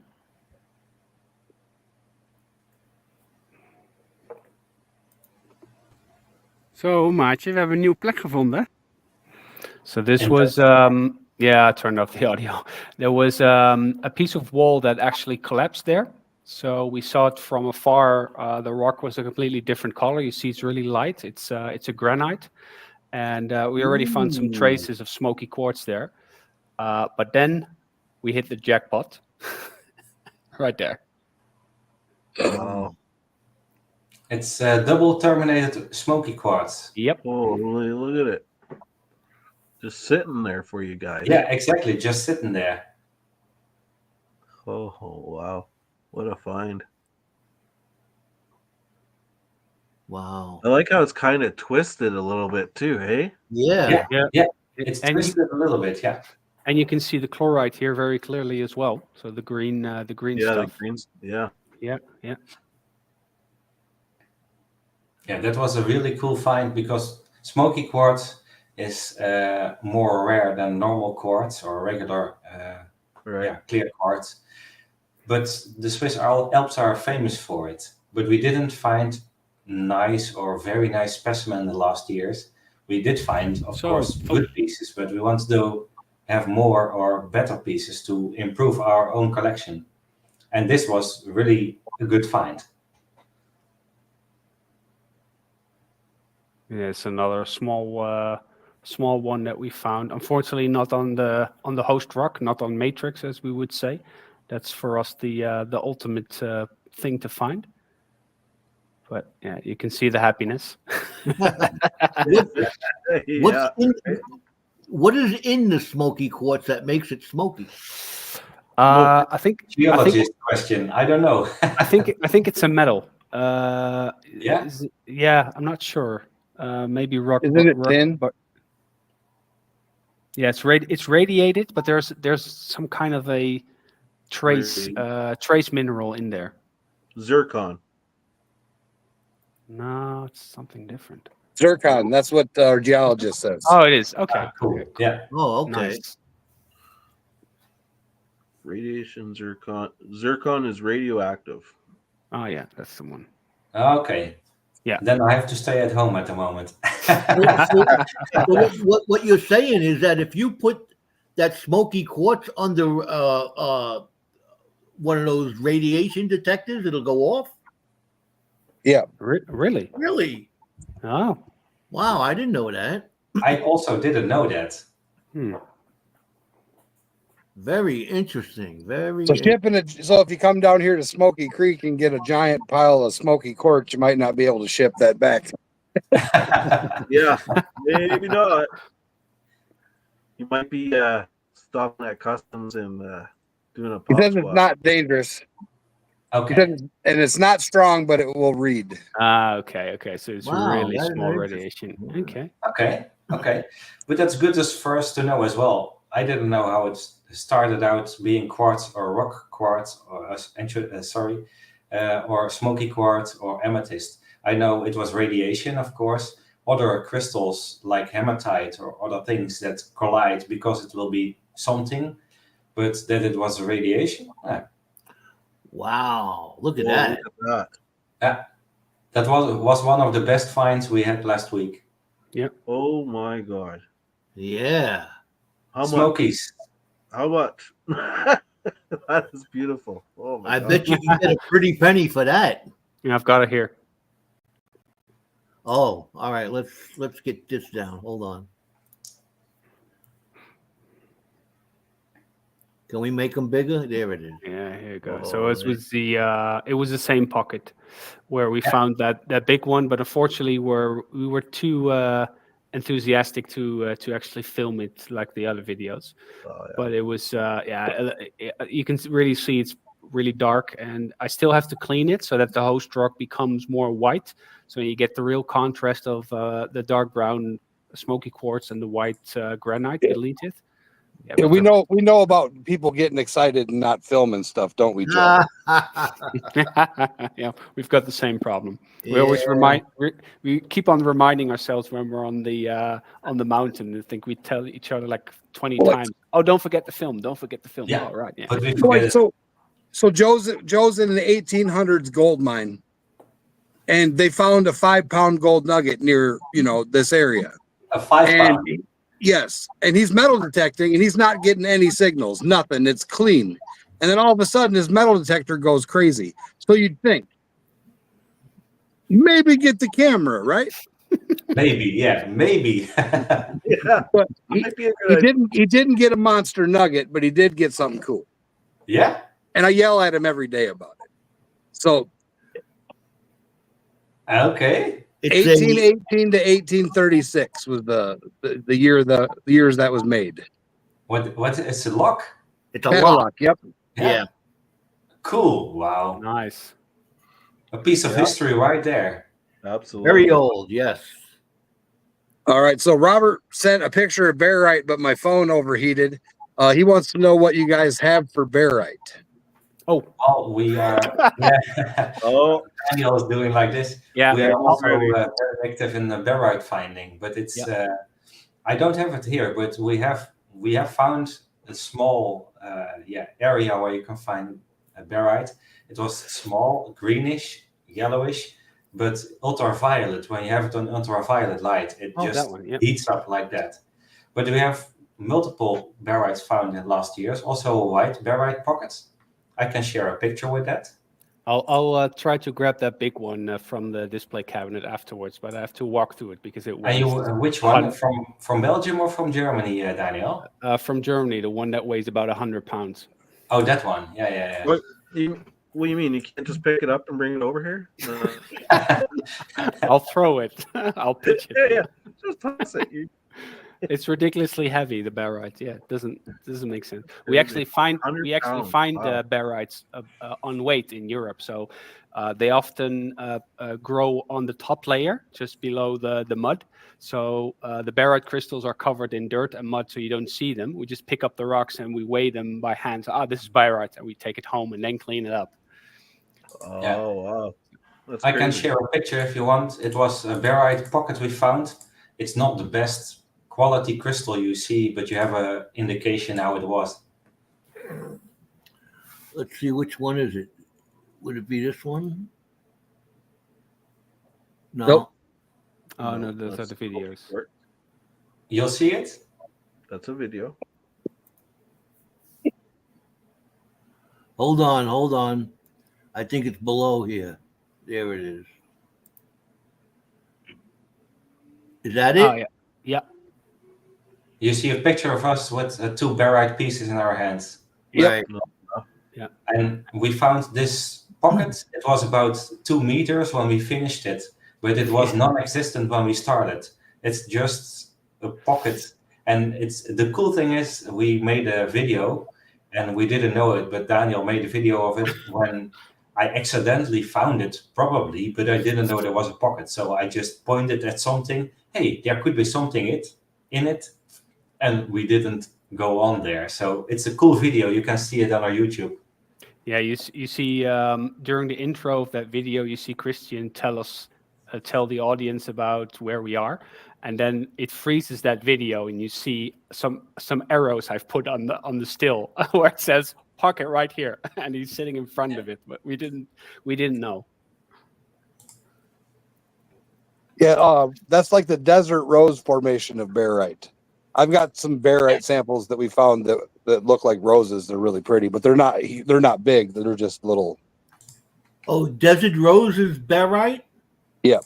Oh, Here, I got to sample some desert rose if you want to see. I might have some of that around here. Yeah. Exactly. Cool piece, man. That's a big one. Yeah, it's big. Oh, nice. Oh, yeah. Wow. Yeah, it's all the way around. It's really nice. Yeah. Yeah. Cool. I can share another one which gives you an example for barite. This piece is about 5 to 6 centimeters. But it's barite on host rock, green or yellowish greenish. Oh, yeah, that's nice. That's the fluorescent one. Yeah. Yeah. So you see the host rock and it's totally bare, and then poof, without nothing, there are barite crystals going on it.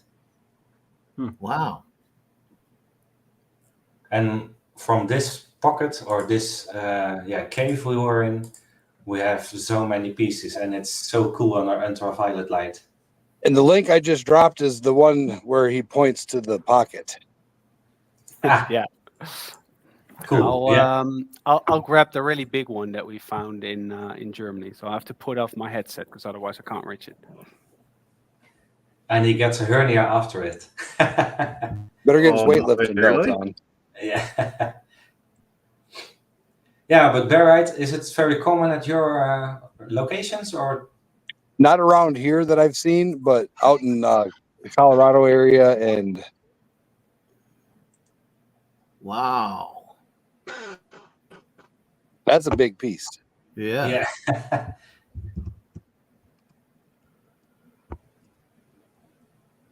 Very cool, right? That is cool. Very, very cool. Yeah. Is it used for anything in particular? Barite? Good question. Yeah. Maybe Well, that's rockbutcher will pop up with an answer. Probably, yeah. I know it's a heavy, it's a heavy material. So barium could be used for something, of course. Don't know what. Yeah. I've got another one which is a bit smaller though, where you can see the barite roses just in the host rock itself. Ooh, that's a nice piece. There's one here, one there, and one over here as well. Nice. I love when stuff's in the host rock. Yeah, me too. Exactly. Yeah, and the host rock is the best. Yeah. That's beautiful. Nice. It's not that heavy though. I would expect it to be much more heavy, but I think the host rock is calcite or limestone. Yeah.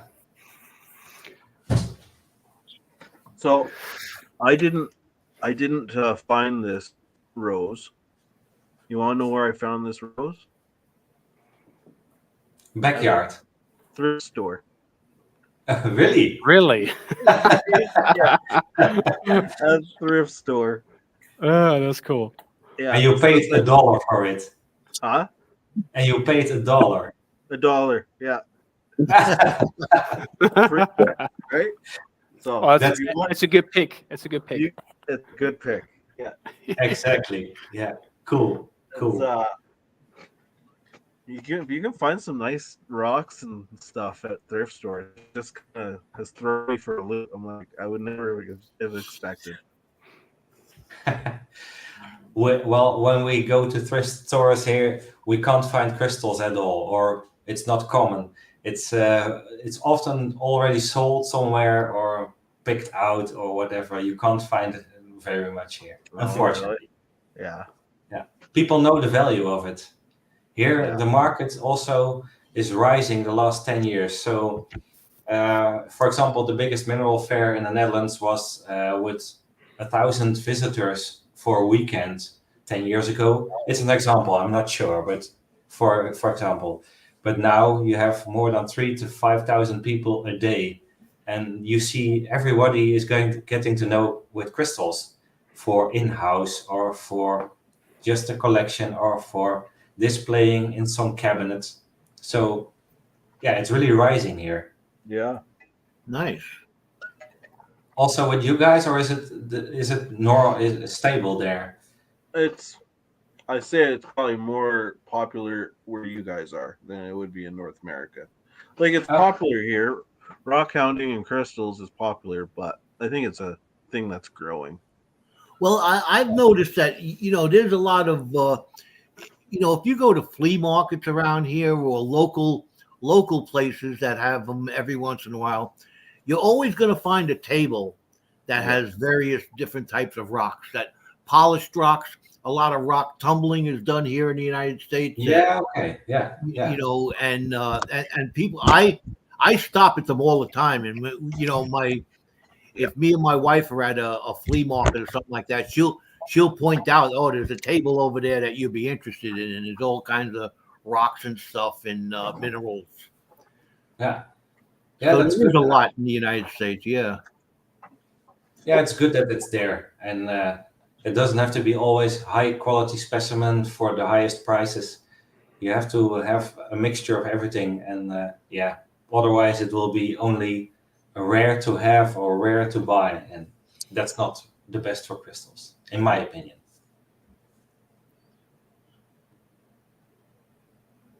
Oh, yeah. Robert Wally, he a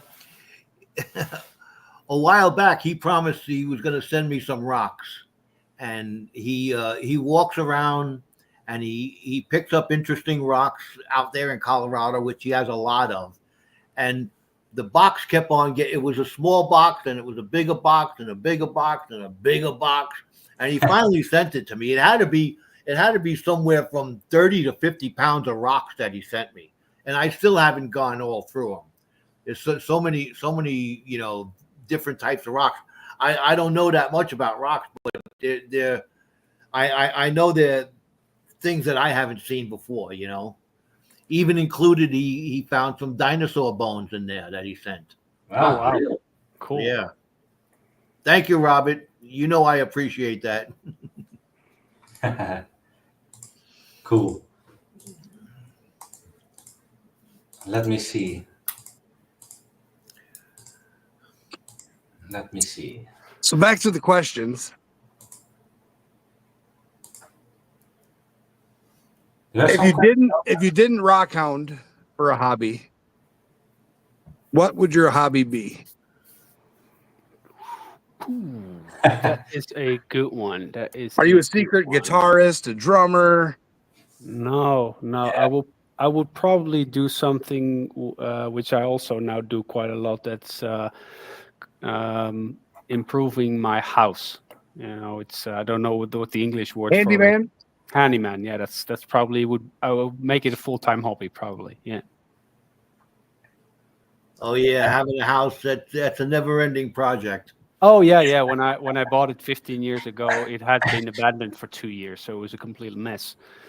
But now I can't say it's done, but it's getting there. There's also something to do. Yeah. No, I don't really know, because I've been doing this for such a long time that I can't think of anything else. Being outdoors, being up the mountains or underground in the mines or quarries, and then we always joke around that we're playing outside as a hobby. and finding rocks at the same time. That's who wouldn't do this? It's every man's dream and woman's dream, I would say. Yeah. Yeah. Well, there's so many interesting things. You know, I like to try different things. Throughout my lifetime, I flew small little airplanes at one time. I'm a certified diver. I've taken up gold panning, which I'm still doing. But there's so many different things that I'd like to try that I haven't done yet. You know, so yeah, the world is a playground. That's for sure. Oh, definitely. Yeah. Yeah, I know I had two hobbies and I had to choose for one just because of time, not because I didn't want to, but I also was in my older days when I was around 14 to 20, I was a DJ. You don't say now. So I did many parties, but now I just ended it. There's no time. Yeah. Well, you have to have. Once you lose interest in things, you're gonna start fading away and die. You know, that's the way I figure it. The more I'm one of the older guys in the group here, but I'm still very active. I still I've You're taken the oldest. I've taken trips down to meet these guys and prospect with them. So I try to keep active because I know as soon as I stop being active, I'm going to fade away. Joe could be my great grandfather.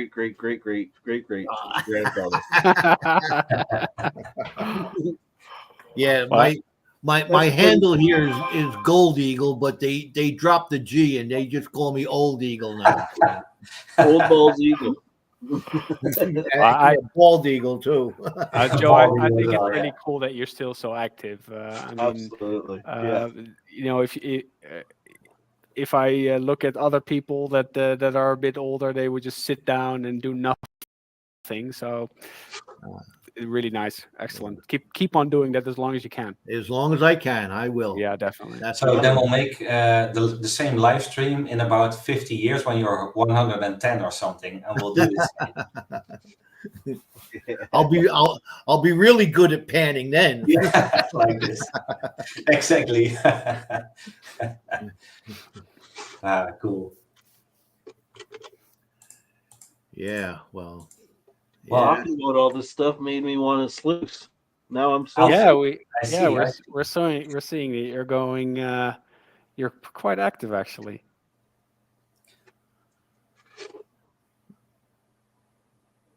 What are we panning there? What are we sluicing there, Travis?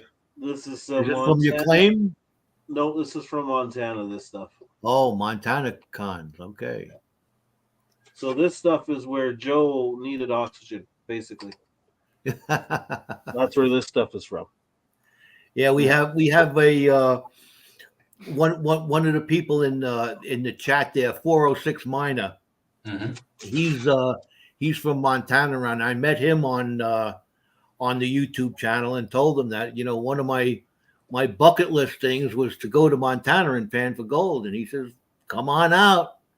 Yeah. And just at the drop of a dime, I says, you know, it's an opportunity I can't let pass up. I want to do this, and you know, like I say, I'm getting up there in years. There might come a time where I can't do it anymore. So I went out there. I met Stacy, 406 Miner, and did some prospecting up on his claim, and had a great time. Learned a lot. You know, it's one of those once in a lifetime experiences for me. Yeah, that's so valuable. You have to do it. Yeah, of course. Yeah. Hey, but guys, a question from me. When I see you panning, or in this case, sluicing, what's your favorite? Only using pan or also sluicing? Because that's partially motorized, of course. And is there a favor for you guys? Well, for me, I have a small sluice like that. What I do with the small sluice is I sluice the tailings in case I missed anything while I'm panning. But I'd much rather pan. I love panning and getting down to the to the black sand, and when you just getting that off the edge of the pan, then you start seeing that shiny gold, and that's the part of it that excites me the most. So for me, it would be panning. I have a variety of pans that I use. Yeah, I can understand. Then it's really when you have it in your hand or in the pan, then you have it in your hands, in my opinion. Then you see it, the black sand is fading away, and the spicks come through. Yeah, I can understand. I've only experienced very a few flakes, maybe I'd say maybe 10, 15 flakes that you find in a pan. I want to experience where I find 50 to 100 flakes in a pan. Yeah, that's on the list. For me, So it would also be panning, right? Like, because being down by the river, listening to the wind in the trees, where my claim is, I can hear there's an old historical town down the river from where my claim is, and it's got that old steam whistle in it. When I'm panning, I get that steam whistle rolling through the valley of the mountains. It brings you right back to the old timers, right? The old original gold rush. yeah. So it's just that, and that lure of gold, right? Like, I don't know. So when you're panning, you get that black sand. I also often see that in videos. Is there anything special about that black sand itself? Because when we were searching for crystals, we're not looking for the crystals. We're finding the chloride sand first. Is that black sand? Is that anything in particular? It's a heavy. So if there's black sand, there's a potential for gold, but it doesn't mean there's gold. Okay. It's not a condition or something. Okay. Is it like a metal or? It can be. It can be magnetic. It's not always magnetic. Okay, Magnetite. Yeah, sometimes it's hematite. Sometimes it's magnetite. Okay. Yeah. Makes sense. Yeah, I saw that in the gold mining program shows on Discovery Channel and everything. Is that once you start cleaning up the sluice, it's always black sand first. So Yeah. If you got enough of that black sand, like we've traded pay dirts back and forth throughout the community here, and one of the things is I have a container full of black sand that I've saved. So if you want to do something for your good friend up there, you send them a bag of pay dirt and put a couple spoonfuls of that black sand in there, and it makes it a lot harder for panning. yeah. Yeah, exactly. When I first met Stacy, the guy from Montana, 406, he sent me a bag of pay dirt, and I actually made a video on it. And I started off the video by taking the bag that was still, the dirt was still in the bag, and taking my magnet and putting it on the side, and the magnet actually stuck to the bag. There was so much magnet in there. Yeah, if you go to Iceland here in Europe, Iceland is a volcanic island. So the beaches are black, so it's called black sands, but it's not black sand as in gold black sand. But if you should search for gold there, everything is impossible, of course, when everything is black sand. Yeah, Oh, so yeah. it's volcanic sand, I think. It's volcanic sand, yeah. It's as black as it can get. So this is the stuff that Joe's talking about. This is the 406 miner, Yeah.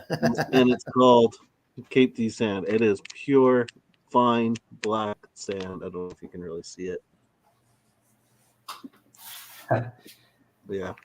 Then you have something to work on. Yeah, that'll take me a while. Yeah. Oh, I see the dog is helping you as well. Yeah, that's Rain. She's our gold hound. Yeah. Nice. How's it going, gentleman prospector? Yeah. This is all black. yeah. sand. All right, we're getting to the pointy end of the stick. Anything you guys want to touch on before we hit that 2-hour mark? Well, we could show some of our finds. I don't know, Christine, if you have any other pieces laying around. I have still 3 right here that might be interesting. Oh, I have pointed something out as well. Something here. My display cases are gone here. I'm just moving in-house, so I don't have any crystals here. But maybe we can show something with one of our killer finds from last year from Belgium. Hey, Gold Pen and Dutchie's in the house.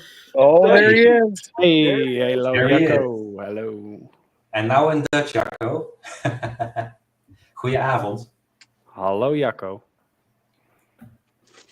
Yeah, well, it's a good idea, Christian. So last year we had a really interesting moment when the Dutch television was filming us for a short on their their programming, and that was actually filmed in a quarry. I can't show that video because they sent it to me. It's quite a small one, and it was like a promotion video for prospecting.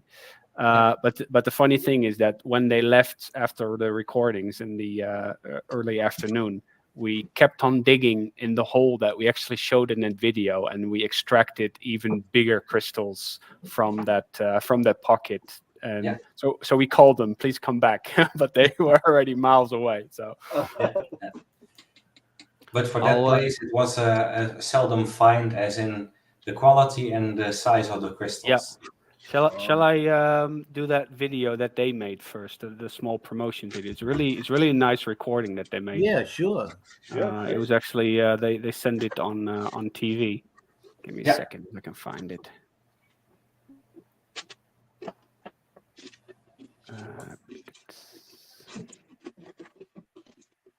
The program was the TV show was called Everyone is Famous. Everyone is famous. Love it.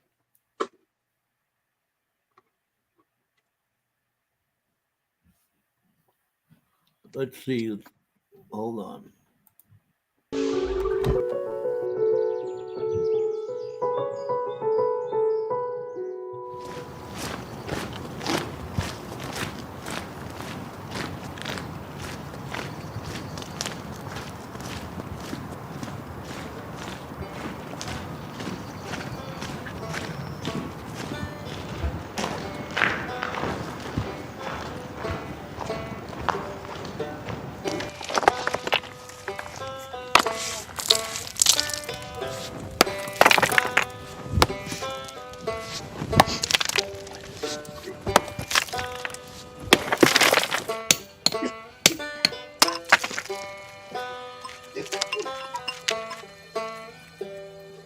Mooi.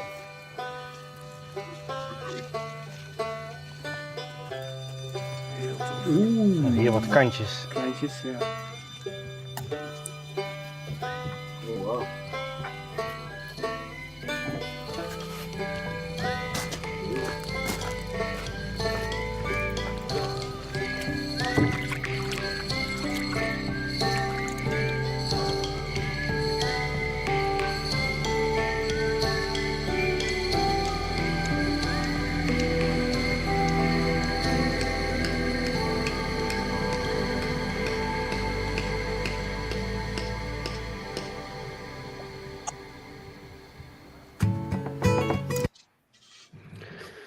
So it was a really short clip that they broadcasted.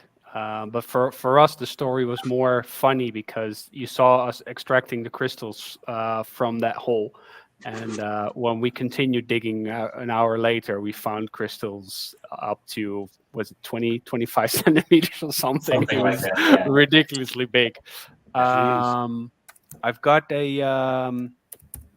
got a summary video of this. It's a vertical one though. It was we've posted it on Instagram, but I think it's best to see that one instead of the really long one, because those ones are on YouTube actually. So I'll put that in here.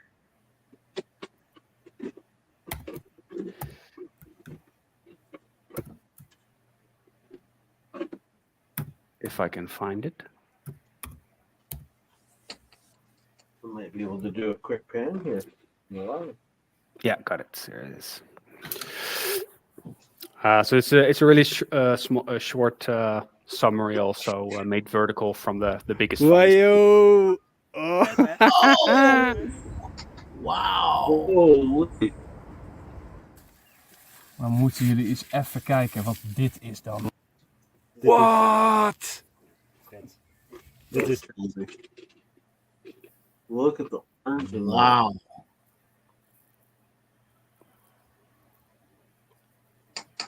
Wow.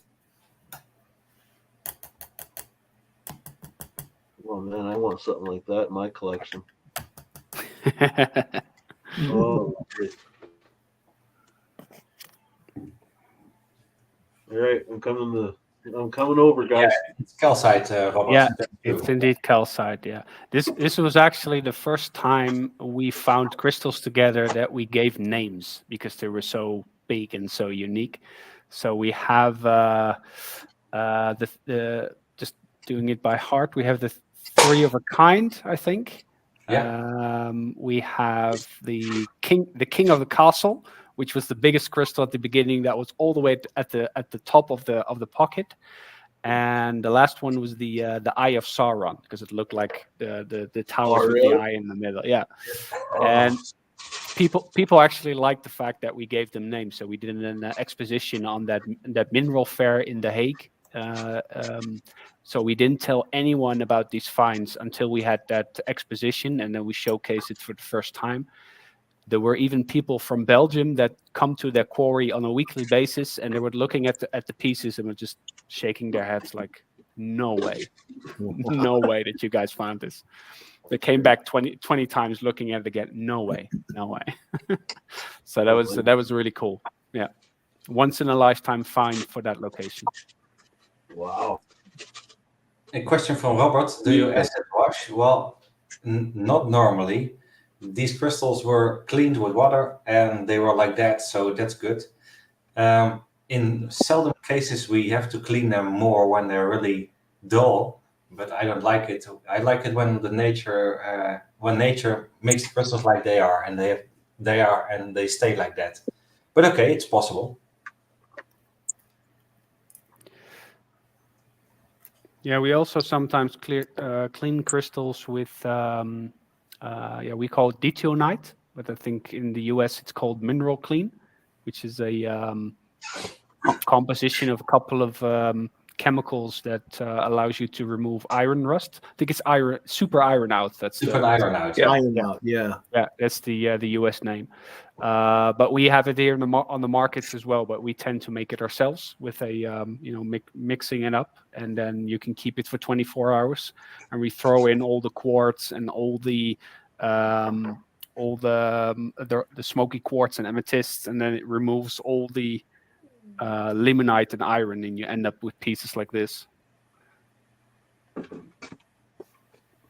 Let's see if we can't make you bigger there. Oh yeah, sure. Sorry. Oh, you share the image, Daniel. Is that?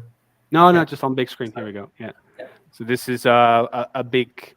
It almost looks like an Arkansas quartz crystal, but this one comes from Switzerland, and it was completely covered in iron and rust. And using that cleanup, it's crystal clear, literally. Yeah. Yeah. Very nice. Still a lot of cleaning to do with other pieces as well.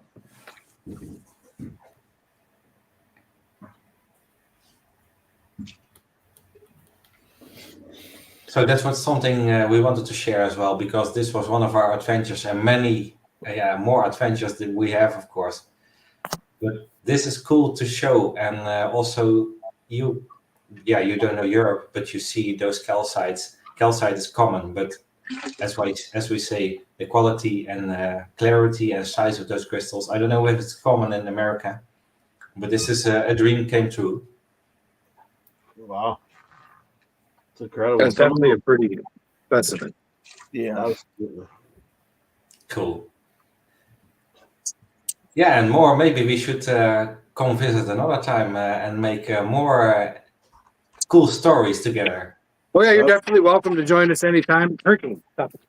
Well, yeah, maybe the other way around as well, because of course we've been telling stuff about digging crystals in Europe, but we're also quite interested in prospecting for gold and other things that you guys have in the US. So feel free to have another live stream, but then we turn the tables. I'm ready. Oh yeah, here you go, Joe. Yeah, there you go. That's a nice one. That's a nice one. Cool to see. Yeah, the next time you go out on an adventure, it's fascinating. We love to see it. We'd love to have you up here and talk about your next adventure for sure. Absolutely. Especially with the stuff that you're finding out there. Yeah, you guys are finding some amazing pieces. Amazing, yes. Cool, guys. Likewise, it was fun to get to know you. It's cool, and it's a good feeling. We share the same hobby, the same passion, and have the same humor. That's also very valuable. Oh yeah, It is valuable. Yeah. it's a small world, that's for sure. Exactly. Definitely. And thank you, Rockbutcher, for the compliment. The calcite was, as we say, extraordinary to have and to find, and now it's in our display case. So I already see a lot of invites in the chat. Indeed, Robert Worley also says visit Western Colorado. So I think we have to hire like a camper or something, Christian. yeah, Just and drive around the USA. year off our work and just come for a year to America. Yeah, Maybe do a sabbatical. Well, Yeah. we have people in the Treasure Fam that we know all across the country in most of the states. And if you decide you want to go to Colorado, we can definitely hook you up with somebody who will take you around and show you in North Carolina. If you come here to New York, we'll go up to ℍ𝕠𝕠𝕕𝔹𝕚𝕝. And, Cool. there's plenty of places and there's plenty of people that would be honored to show you around. Cool. That sounds like a plan. Exactly. Yeah. All right. I'm going to you pop guys up an want- overlay quick. before So we this is go- our inaugural international edition. We're definitely glad we picked you guys for our first international guests. And we'll definitely be joining you guys on your stream and hope you come back up and hang out with us again. We Before you go, certainly I will. want to show you some Canadian gold, or no, I guess not. It'd be American gold. That'd be Montana gold, yeah. That'd be Montana gold there. Cool. Oh, there it is. Oh, yeah. there it is. Wow. That's more than 10 spikes. Amongst that black sand. Yeah. Yeah, but you can see it glittering. Yeah, Oh yeah. that is so cool. Yeah. Yeah, their link is one of the top links down in the description. It's got their link tree with all the different locations you can find them: Instagram, their website, their YouTube. And with that, I'm going to hit the end. We'll hit the outro and we'll get dropped backstage. But if you guys want to wait, we can pop back in. We will. Yep. All right. Thanks everyone for having us, and really appreciate it that you would having us on the show. And thanks Thank you for listening. entertaining us for the past 2 hours. It was very, very enlightening and very Educational. educational. That's for sure. Sneaky Cool. educational, though. Yeah, we'll do it often and we'll do it more. It was very fun. It was cool. Thanks for the invite. And we respect each other very well. So thanks for you. Okay. Bye everyone. Take care, Bye-bye. YouTube. See you later.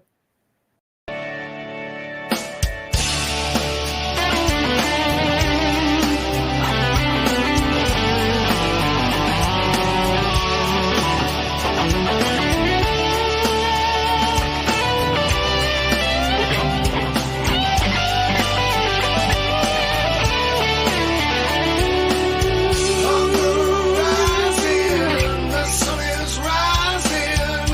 One more sleepless night goes by. My mind ponders as I sit now.